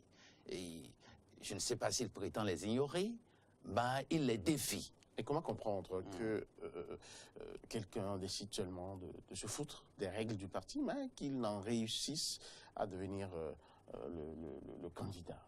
C'est quand même bizarre, c'est atypique. Chez nous, ici, on aurait parlé d'exclusion, on aurait parlé d'autres choses. On devrait le faire partir, mais il a réussi quand même à attirer le grand nombre du parti pour devenir le candidat de ce parti-là. Je ne suis pas politologue, mais c'est des astuces politiques. Des astuces politiques qu'il y a des gens, quand ils veulent arriver au pouvoir, ils mettent tout en jeu, ils appliquent tout ce qu'ils peuvent appliquer pour en arriver là. Alors, ce que Donald Trump a fait, je suis en train de chercher à comprendre, je ne le juge pas. Il a peut-être tenté pour la stratégie des extrêmes. Il a voulu, n'est-ce pas, profiter du climat qui règne, du climat de morosité, surtout du côté des républicains, qui ont perdu la présidence pendant 2 mandats. Pour eux, c'est inimaginable que les républicains puissent perdre pendant 2 mandats successivement. Alors, il y a certaines politiques du président Obama que, bien sûr, les républicains n'approuvent pas. Ça ne veut pas dire que les démocrates approuvent 100% tout ce que Obama dit. C'est ça qui est intéressant de la démocratie américaine. Vous pouvez être contre votre propre parti. Voilà. Et vous pouvez voter contre votre propre parti. Parce que vous allez, vous représentez d'accord le peuple, d'accord, bah, vous tenez compte de ce que votre base dit et les gens tiennent compte aussi de ce qui est objectif, ce qui est dans l'intérêt du pays. La preuve, c'est ce qu'on a eu avec Hillary Clinton et Bernie Sanders, où à un moment, Bernie Sanders n'était pas d'accord avec certaines décisions du parti. On a même assisté à la démission de la présidente de la Convention. Et puis, même des partisans de Bernie Sanders sont descendus sur le terrain pour manifester contre Hillary Clinton. C'est ça qui fait la beauté, encore une fois de plus, c'est ça qui fait la beauté de la démocratie américaine. Oui, ça s'est fait, mais vous avez aussi vu Bernie Sanders dire que Hillary Clinton must be the president, the next president of the United States. Oui, après qu'on lui a présenté des excuses. Oui, bien sûr, parce que c'est tout à fait humain, il faut être vraiment modeste. Il a de très grandes idées. Bernie Sanders est presque de l'extrême gauche. Il se réclame progressiste et il a d'ailleurs dit il est socialiste et puis il a proclamé une révolution. Et vous savez, quand on dit révolution, la couche la plus concernée, la plus enthousiasmée, c'est la jeunesse, c'est les étudiants.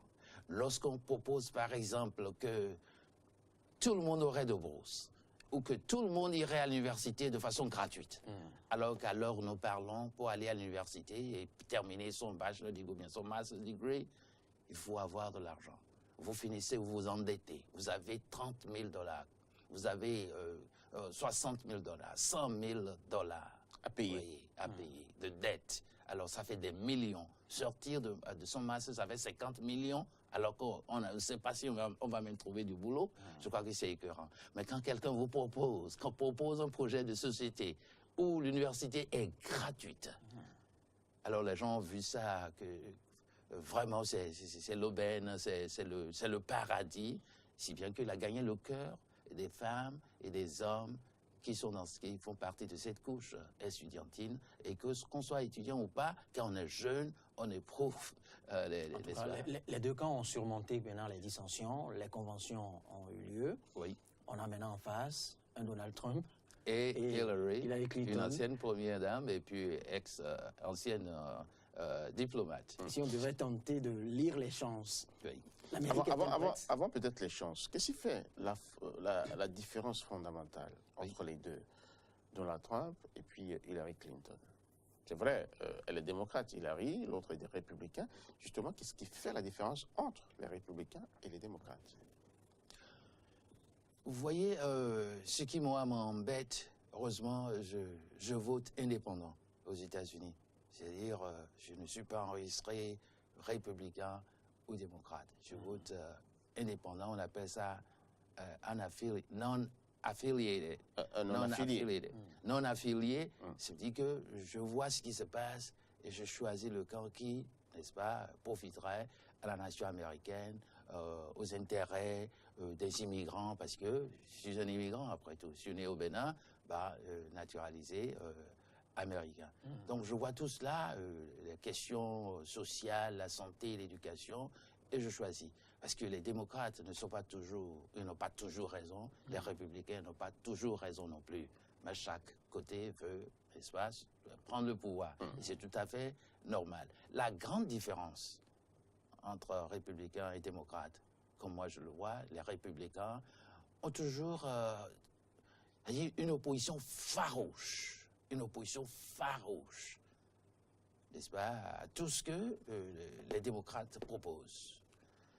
Je ne veux pas étonner. Oui, je ne voudrais pas jouer la carte du racisme ici, mais on se demande si la discrimination raciale n'est pas devenue exacerbée parce que un noir est arrivé au pouvoir aux États-Unis. On s'attendait à ce que ça diminue et que les gens comprennent enfin que le rêve jadis de Martin Luther King et de tous ceux qui ont été activistes pour la paix et la libération et l'élimination de la discrimination raciale, que le rêve est enfin arrivé et accompli. Mais vous avez constaté que pendant les 8 ans d'Obama, il y a eu beaucoup plus de heurts, de morts du côté des Noirs. On tire directement sur les Noirs, la police qui tire aussi sur les Noirs, et les Noirs aussi qui réagissent. Qui ont commencé à réagir, et puis on dit Black Lives Matter. Black Lives Matter. Ça veut dire que la vie des Noirs, c'est important aussi. Oui. Et le dernier événement, en date, je crois que c'est celui de Dallas, où il y a eu de morts parmi les policiers. C'est pas agréable, mais c'est comme ça. Bien, j'allais dire que la différence fondamentale, les républicains s'opposent presque toujours et à tout. Regardez ce que Obama a proposé pour la santé, dans le domaine de la santé par exemple. L'assurance santé. L'assurance santé. Il a voulu qu'il y ait un programme universel et que le gouvernement supporte. Mais pour les républicains, c'est du socialisme. Le gouvernement doit se retirer. Tout doit être mis sur le marché. Il doit avoir la compétition. On comprend le système capitaliste. On comprend quand il y a Donc les républicains sont capitalistes. Les démocrates sont aussi capitalistes. Les démocrates aussi sont capitalistes. Ils ne sont pas socialistes. Ils ne sont pas socialistes. Ils ne sont pas socialistes, mais il y a ils sont guidés quand même un peu. Oui, pour eux, le social est important. On ne peut pas laisser tout le monde. Tout le monde ne peut pas voler de ses propres ailes. Il y en a qui peuvent voler de leurs propres ailes. Il y en a qu'il faut assister. Il y en a qu'il faut assister. Mais les républicains ne voient pas de cet œil. Pour eux, il faut laisser les gens libres. N'est-ce pas? Et quand le marché est totalement, complètement libre et que le gouvernement a un rôle minime, il faut vraiment minimiser le rôle du gouvernement. Ils vont jusqu'à dire qu'il faut supprimer le ministère de l'Éducation nationale, par exemple. Ça, c'est ce qui vient des Républicains. Ils disent que c'est une affaire de famille, de parents, des maîtres, de la communauté. Donc l'État n'a rien à y voir. Le gouvernement local et les parents peuvent gérer cette affaire. Bien. Je raisonne comme démocrate, mais il est vrai, j'ai beaucoup plus de penchant pour les démocrates que pour les républicains, et ce que je dis pourrait être biaisé, donc le temps qui nous reste ne nous permettra certainement pas de lire intégralement les couleurs de chaque des deux camps, les démocrates et les républicains. Je vous demandais tout à l'heure quelles seraient en quelque sorte les chances des deux, des deux camps. Est-ce que l'Amérique est-elle, à présent le continent américain est-elle présent prêt à avoir une femme à la tête de cette grande puissance? Je crois que les chances sont de côté, sans être un devin, les chances sont du côté de Hillary Clinton. Ce sera une histoire dans l'histoire du monde. On a vu la France échouer à ce niveau-là, de pouvoir élire une femme. Vous pensez que les Américains sont vraiment prêts à se faire diriger par une dame? Les Britanniques viennent de réussir. Ils ont choisi une première ministre. N'est-ce pas malgré eux? Je ne sais pas si c'est malgré eux. Si c'est la démocratie, ça ne peut pas être malgré eux. L'Allemagne a une première ministre. Tout à fait. Les Américains, ce sera la première fois. Mais qui l'eût cru qu'on puisse élire un noir président des États-Unis? Mais les sondages disent actuellement tout autre chose. Les sondages, c'est une chose. Mais la réalité, vous attendez, vous verrez. Oui. Moi, je suis très optimiste. Mais pourquoi vous le dites? Je le dis. Parce que Barack Obama, vous l'avez dit, n'a pas eu un parcours sans faute. Il y a eu des problèmes. À l'arrivée, il y a eu des critiques et tout. Est-ce que vous pensez que c'est le succès d'Obama qui va jaillir sur Hillary Clinton? Les succès d'Obama vont jouer un grand rôle, mais l'expérience d'Hillary Clinton, malgré tout ce qu'on dit d'elle, son expérience, quand elle est à l'œuvre, elle est une femme battante. Et les États-Unis n'ont jamais connu qu'on puisse élever à ce rang-là. C'est la toute première fois. Comptez tous les présidents américains, il n'y a jamais eu de femme. C'est la toute première fois. La presse américaine ne la ménage pas. Et c'est cela qu'il faut. Il le faut. Il faut poser toutes les questions possibles. Les questions les plus rudes, les cols les plus pénétrantes. Il le faut pour éprouver le candidat ou la candidate. C'est cela. Quand vous posez des questions... On ne fait pas de cadeau. On ne fait pas de cadeau. Quand vous posez des questions comme ça à Donald Trump, soit il insulte la presse, il insulte tout le monde. Ça participe à sa course. C'est sa stratégie. Mais c'est le degré, j'allais dire, est-ce que c'est de la nervosité, l'état d'âme d'un certain segment de la population américaine qu'il reflète comme ça. Les gens il y a certains qui en ont marre. C'est le Brexit. Vous voyez, est-ce que c'est ça qui est réel? Est-ce que c'est ça qui est bon pour la Grande-Bretagne? La majorité l'a emporté, mais la majorité n'a pas toujours raison. Vous voyez? Mais du côté de Donald Trump, ce n'est pas la majorité, c'est une minorité. Vous voyez, il est contre les Noirs, il est contre les Mexicains, et tous ceux qui sont immigrants. Et l'ironie ou le paradoxe, c'est que ces cravates, c'est fabriqué ailleurs. Si ce n'est pas en Chine, c'est au Mexique. Ceux qui travaillent pour lui, c'est des gens qu'il importe pour travailler pour lui. Il y a plein d'arguments contre lui. Et Donald Trump, il n'y a pas longtemps, c'est quelqu'un qui finançait aussi les démocrates. Alors, il fallait, s'il voulait vraiment être président, il devait rester lui-même. C'est quelqu'un qui change, le monsieur qui change d'une minute à l'autre. Il dit quelque chose aujourd'hui, et puis demain, il nie. Même, quand bien même on le montre dans la caméra, on dit, mais voici ce que vous avez dit. Alors il va tourner en rond et il change. Mais il n'est pas aussi instable, c'est un grand opérateur. C'est la load machine Trump. Il y a une différence entre la load machine Trump, opérateur économique, et par exemple président Talon ici. C'est pas la même philosophie. C'est pas la même philosophie. Vouloir le pouvoir pour avoir le pouvoir, rien que pour avoir le pouvoir, je crois que c'est ce que Donald Trump... Il se dit, il a atteint un sommet du point de vue donc de la richesse, c'est pas son problème. Il faut se donner un nom. J'ai été président des États-Unis. Je crois que c'est ça qui est son mobile. Sinon, il était un peu partout.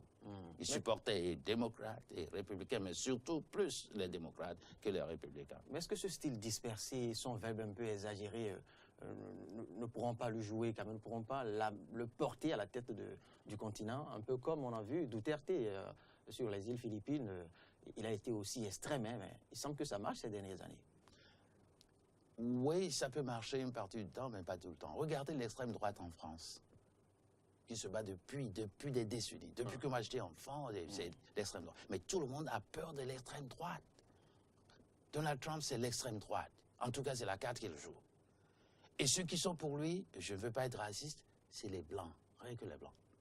Les Blancs et rien que les Blancs. La majorité des Blancs. Il n'a pas de Noirs dans son camp? Les Noirs ne sont pas dans son camp. Il y a des Noirs, mais vraiment, c'est une goutte d'eau. C'est minime. Oui, c'est une goutte d'eau dans la mer. La majorité des Noirs sont contre lui.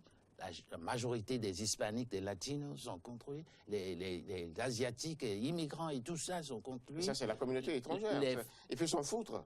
Les femmes sont contre lui, les femmes en général.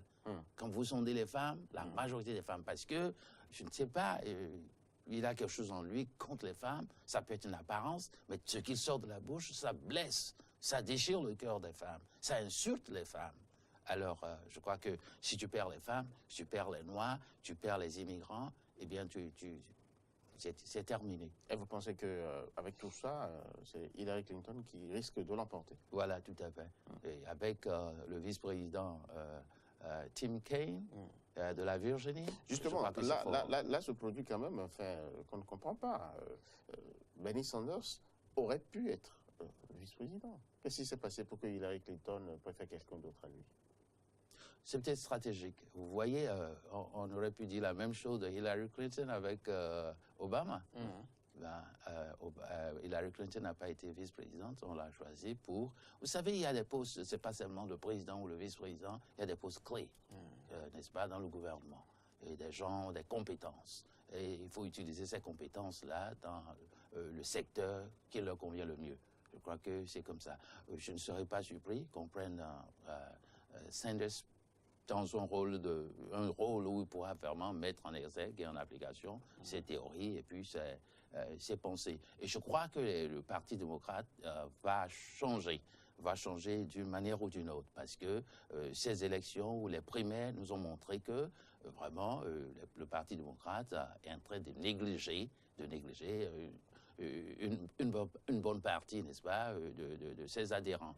Et il faut tenir compte des belles idées, n'est-ce pas, de Bernie Sanders. Parce que vraiment, il s'en fallut le peu pour qu'il soit le choix des démocrates. Vous savez, il y a des conservateurs aussi parmi les démocrates, et quand on dit socialiste, on a vraiment peur. Je crois que c'est ça qui a fait peur au parti, le parti des démocrates. Et ils ont sous-estimé sa force et puis ses idées. Très bien. Voilà, est-ce que vous avez un dernier mot pour conclure cette émission, ce débat? Mon dernier mot, c'est à l'endroit du peuple béninois. Je pense que nous devons tirer les exemples de ces grandes puissances. Et quand je dis puissance, ce n'est pas forcément l'argent. Puissance en matière donc d'expérience démocratique. Nous devons nous mettre résolument au travail, le travail de tous les jours, le travail pour avoir la culture de la démocratie. La culture de la démocratie, c'est d'abord tout faire pour réduire au maximum le taux d'analphabétisme dans notre pays, parce que sans la majorité, il n'y a pas de démocratie. Et si la majorité ne comprend pas ce que nous disons, et qu'on doit pouvoir traduire, et de traduction en traduction, il y a beaucoup de choses qui se perdent. Donc vraiment, je lance cet appel vibrant pour que nous comprenions que c'est l'éducation qui remettra, n'est-ce pas, sur les rails, notre démocratie. Éducation à tous les niveaux. Et beaucoup de discipline, beaucoup de courage. Merci beaucoup, parce que la démocratie ne saurait s'accommoder d'indiscipline pour assurer le développement à ce pays, ce développement auquel nous aspirons tous, que nos enfants quand même puissent avoir meilleure vie, meilleure existence après nous. Merci d'avoir été là. C'était le débat qui a été consacré aujourd'hui aux élections américaines. Merci Peggy Ludovic Dagba. Je vous raccompagne, votre invité, vous, avec Wipo DG.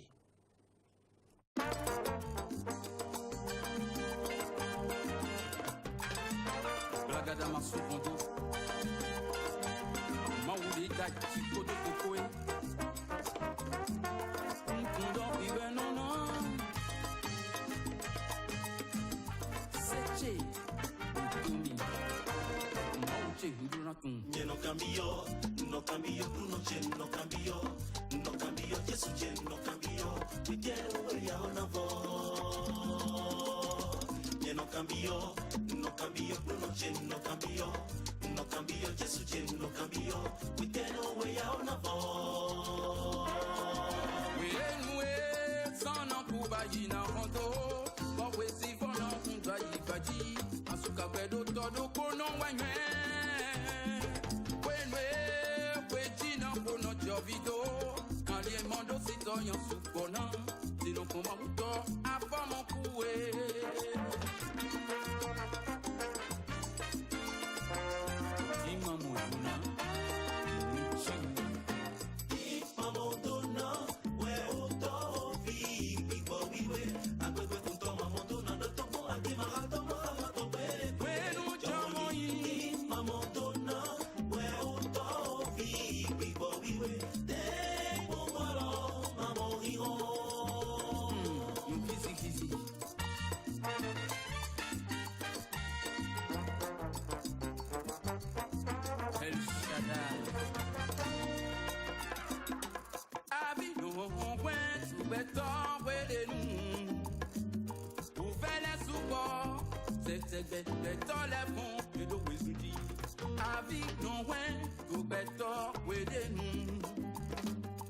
Quando se a meu man, Baba Jesus vem ali do criador. Abandona, o to vi, pico vive, agora que tu abandona, não tô com a tima, tô pere. Bueno, Jamoi, abandona, o to vi, pico vive, tem bolo, c'est quoi la chose? Tout le monde souffre sur la terre, même en Amérique, Seigneur Dieu.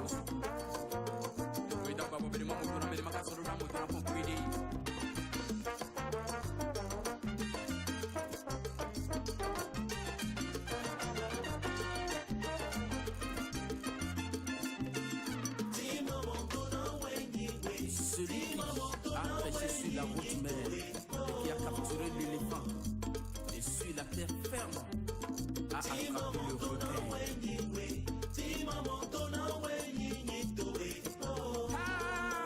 L'éternel, la terre et tout ce qu'elle renferme. Oui, ouais, non, non. A-t-il un comment je n'en doubo, non, mon chien? Oui, ouais, non, non. Oui, vite de ton sang, mais je n'en doubo, non, pas oui. Oui, ouais, non, non. Go fond les comment je n'en doubo, non, y'a encore. Oh, clou, non. chewa. Tima montona wenyiwe, tima montona wenyitowe. Tima montona, tima montona, tima montona, tima montona wenyiwe, tima montona wenyitowe. Seigneur, nous voulons ta lumière, aide-nous.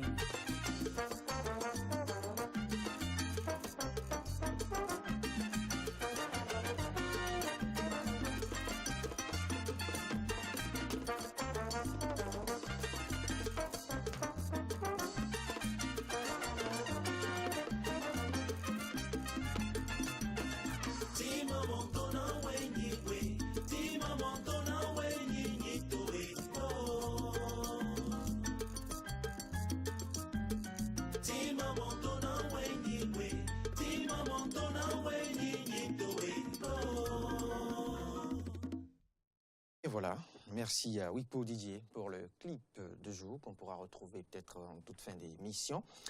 La chronique sport maintenant, mais avant, je vous présente déjà toutes nos excuses pour les deux rubriques dont on vous a sevré ce matin. Pousser la chansonnette et tout bien. Moriano Agua est en mission. Il nous reviendra très prochainement avec une bonne moisson pour ces différentes rubriques. Le sport maintenant.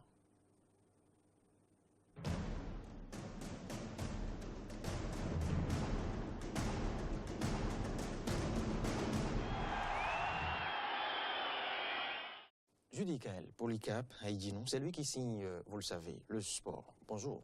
Oui, bonjour Loris. Et nous démarrons par la visite du président de la FIFA. On en avait parlé hier, on en parle encore. Bien sûr, on évoque à nouveau le sujet. Certes, la visite est déjà terminée parce que le président de la FIFA avait entamé une visite de 2 jours au Nigeria. Mais on revient sur le sujet pour donner du nouveau à ce propos. Nous avions dit que Gianni Infantino avait rencontré les présidents de 18 fédérations de football africaines. Il avait également rencontré d'autres autorités de football sur le continent. Au cours de sa visite, il a également émis le souhait d'organiser un mondial avec 40 équipes, ce qui permettra à l'Afrique d'obtenir 2 places supplémentaires pour ce qui concerne les phases finales de cette Coupe du Monde. Mais ce que nous n'avions pas dit, c'est que Gianni a rencontré également le chef de l'État nigérian, le président Buhari, et il était très heureux de l'avoir rencontré. On écoute maintenant ce qu'il a pu déclarer au thème de cette visite qu'il a rendue au chef de l'État nigérian.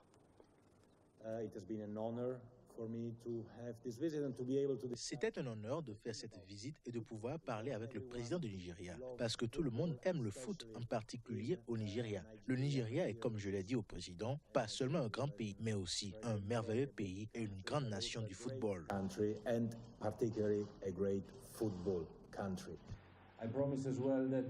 J'ai promis que le secrétaire général n'allait pas être européen, comme cela a toujours été dans le cas de l'histoire de la FIFA. Et comme vous pouvez le constater, Fatma Samoura, la secrétaire générale, n'est pas européenne.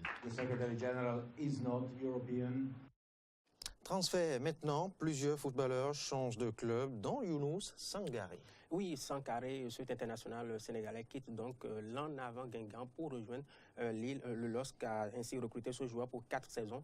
Younous Sangaré avait rejoint Guingamp en 2013 et son contrat devait s'achever en 2017 en Italie.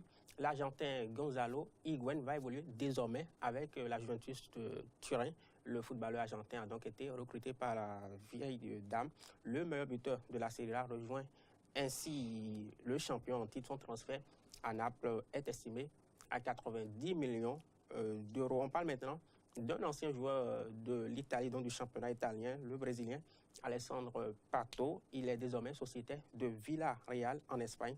L'attaquant a été acheté au Corinthians. Il a coûté 3 millions d'euros au sous-marin jaune. Pato a porté récemment les couleurs de Chelsea en période de prêt.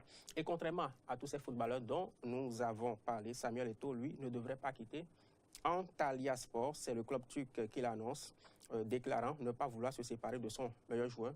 Rappelons que le Cameroun a rejoint la Turquie après plusieurs expériences avec d'autres formations européennes. Il a notamment joué pour le Football Club de Barcelone et l'Inter Milan, club avec lequel il a remporté c'est Ligue des Champions. Une dernière info relative aux footballeurs, c'est celle qui concerne Sakho, le Français. Il a été renvoyé à Liverpool par son entraîneur alors que son club se trouve aux États-Unis. L'Organic Club n'a pas approuvé l'attitude désinvolte du joueur durant cette tournée. Voilà, une question d'indiscipline. On va maintenant au Brésil pour parler des Jeux Olympiques 2016. Vous nous donnez des nouvelles de l'équipe olympique nord-coréenne. Ah oui, on n'ira pas tout à fait au Brésil, mais on parle quand même des Jeux Olympiques brésiliens. Et on dira à ce sujet que la délégation a quitté son pays pour se rendre à Rio. Elle a été aperçue à l'aéroport avant son départ lorsque ses membres étaient en pleine séance photo, comme vous le voyez sur vos téléviseurs. JO, encore, je vous propose maintenant de découvrir l'ambition d'un Malien pour ces Olympiades. Il a nom Ismaël Koulibaly, alors que vous continuez par voir les membres de cette délégation nord-coréenne sur vos écrans. Et on parle maintenant donc de ce Malien, Ismaël Koulibaly, qui pratique le taekwondo. À 23 ans, ce champion d'Afrique rêve de décrocher une médaille olympique. Rêve de décrocher donc une médaille olympique pour le Mali, comme nous l'explique ce sujet. Tous les matins, Ismaël Koulibaly vient s'entraîner au stade de Bamako. Récemment couronné champion d'Afrique de taekwondo en Égypte, il peaufine sa préparation physique durant une visite à ses proches au Mali. Grand espoir de médaille pour le pays dans la catégorie des moins de 80 kilos, il s'est perfectionné en France et a entamé une carrière professionnelle en décrochant une bourse olympique. Chaque fin d'entraînement ou fin de compète, on a des soins là-bas, bain froid, sauna, kiné, tu vois, qui te met bien après l'entraînement. Juste ça qui me manquait ici. Et puis voilà, qui fait que voilà, les blessures, ça passe vite aussi. Pour la préparation des Jeux Olympiques de Rio, Ismaël s'entraîne officiellement à Montpellier, mais il garde des liens forts avec son premier formateur.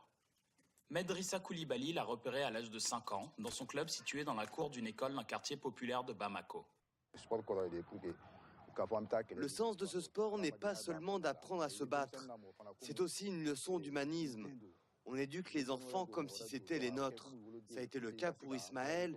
Il allait au combat, se faisait battre, se décourageait, pleurait. Mais avec tout ça, il n'a jamais arrêté. Cette persévérance lui a permis de remporter plusieurs titres, dont celui de médaille de bronze au championnat du monde en 2015. En se classant deuxième du tournoi qualificatif de la zone Afrique à Agadir en février, puis premier à l'Open d'Allemagne en avril, Ismaël a empoché son ticket pour les JO de Rio. Des succès prometteurs, mais non sans sacrifice. Étant jeune, j'ai arrêté les études pour ce sport. Franchement, je regrette beaucoup, mais d'un côté, je ne regrette pas parce que je suis l'un des meilleurs athlètes au monde. Sur ce, je ne regrette pas trop. Et ma famille, je sais qu'elle est fière de moi et je vais continuer à me battre. J'ai promis d'être médaillé olympique. En cas de victoire, Ismaël serait le premier Malien à remporter une médaille olympique. Les compétitions de taekwondo commencent le 17 août. Eh bien voilà. Judical, Polika, Païdino, restez avec moi pour apprécier encore le clip du jour. Je ne sais pas si vous avez eu le temps de l'apprécier. Un peu, mais juste un peu. Je ne vais pas cracher sur l'occasion de le suivre à nouveau. C'est pas là-bas saucé, mais c'est pas si loin. Vous allez apprécier. On verra bien. De la bonne sauce salsa.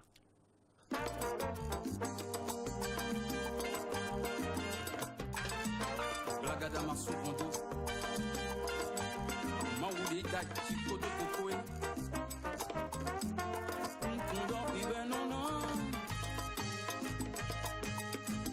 Seche Utumi Mauche Hinduratum No cambio, no cambio, Bruno Chen, no cambio, no cambio, Jesus Chen, no cambio, we get away on a no cambio, no cambio, Bruno Chen, no cambio, no cambio, Jesus Chen, no cambio, we get away on a we sana kubayina hondo, but we see for no kubayi asuka pedo todo kono wanye. Video, quand les mondes citoyens souponnent, si nous combat ou tort, avant mon coué.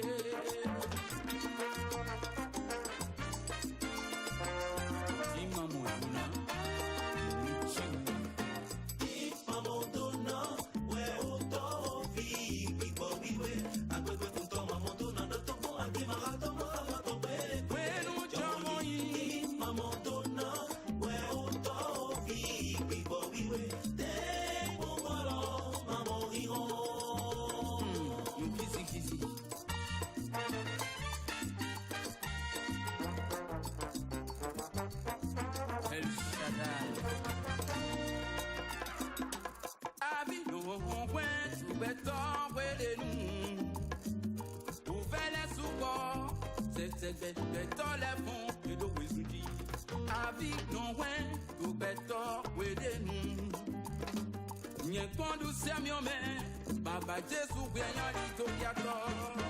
Abandona, we oto vi, bibo biwe, abebe kunto mamondona doto ko ati marato mamando pere. We no jamoyi, abandona, we oto vi, bibo biwe, te kumalo, mamori.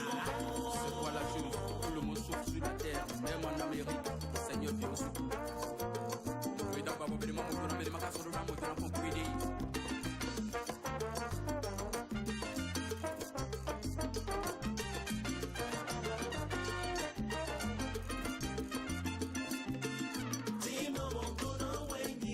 Celui a pêché sur la route mère et qui a capturé l'éléphant et sur la terre ferme a attrapé le requin.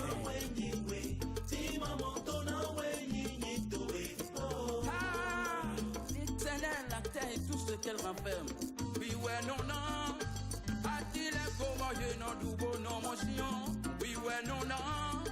Oui, vite le temps sans me dire, non, doubo, non, pas oui. Oui, ouais, non, non. Au fond, les courroyer, non, doubo, non, y'a encore. Oh, clou, non. Jésus-Christ, vite, allez, c'est chez moi.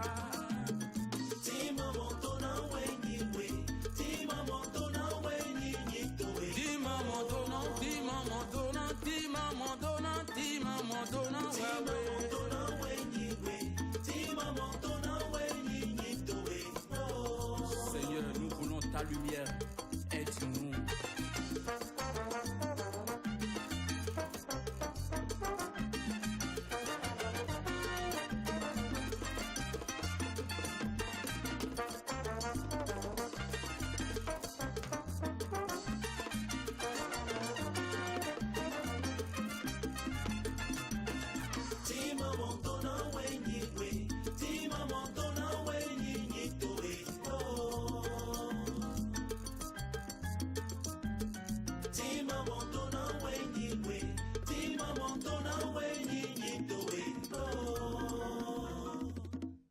Eh bien, merci à Wipo DG. Judical Polika Paidino, c'était là le clip du jour pour vous permettre de vous imprégner davantage de cette sonorité que vous avez appréciée. Je vous demande pas votre avis. Certainement, non, vous le faites quand même d'une manière ou d'une autre.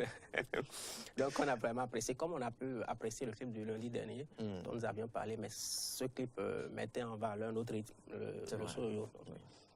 Merci. Bonne journée à vous. Bonne journée aux fidèles amis, auditeurs et auditeurs qui nous ont suivis sur la 102.3 modulation de fréquence, la radiodiffusion Diaspora FM. On était ensemble hier sur l'autre école, à partir de 17h. Cet après-midi aussi. Vous aurez à suivre l'autre école. Une très belle émission, mais cette fois-ci en rediffusion. Mais avant, vous aurez le journal sur la 102.3 à 13h. Les émissions font avec Poa et Gildas à partir de 15h. Et sans oublier, bien évidemment, à 16h, le grand rendez-vous à ISO avec, bien évidemment, Samson. Alors, passez une excellente journée à me suivre. Ici, comme sur Eden TV, comme sur Diaspora FM.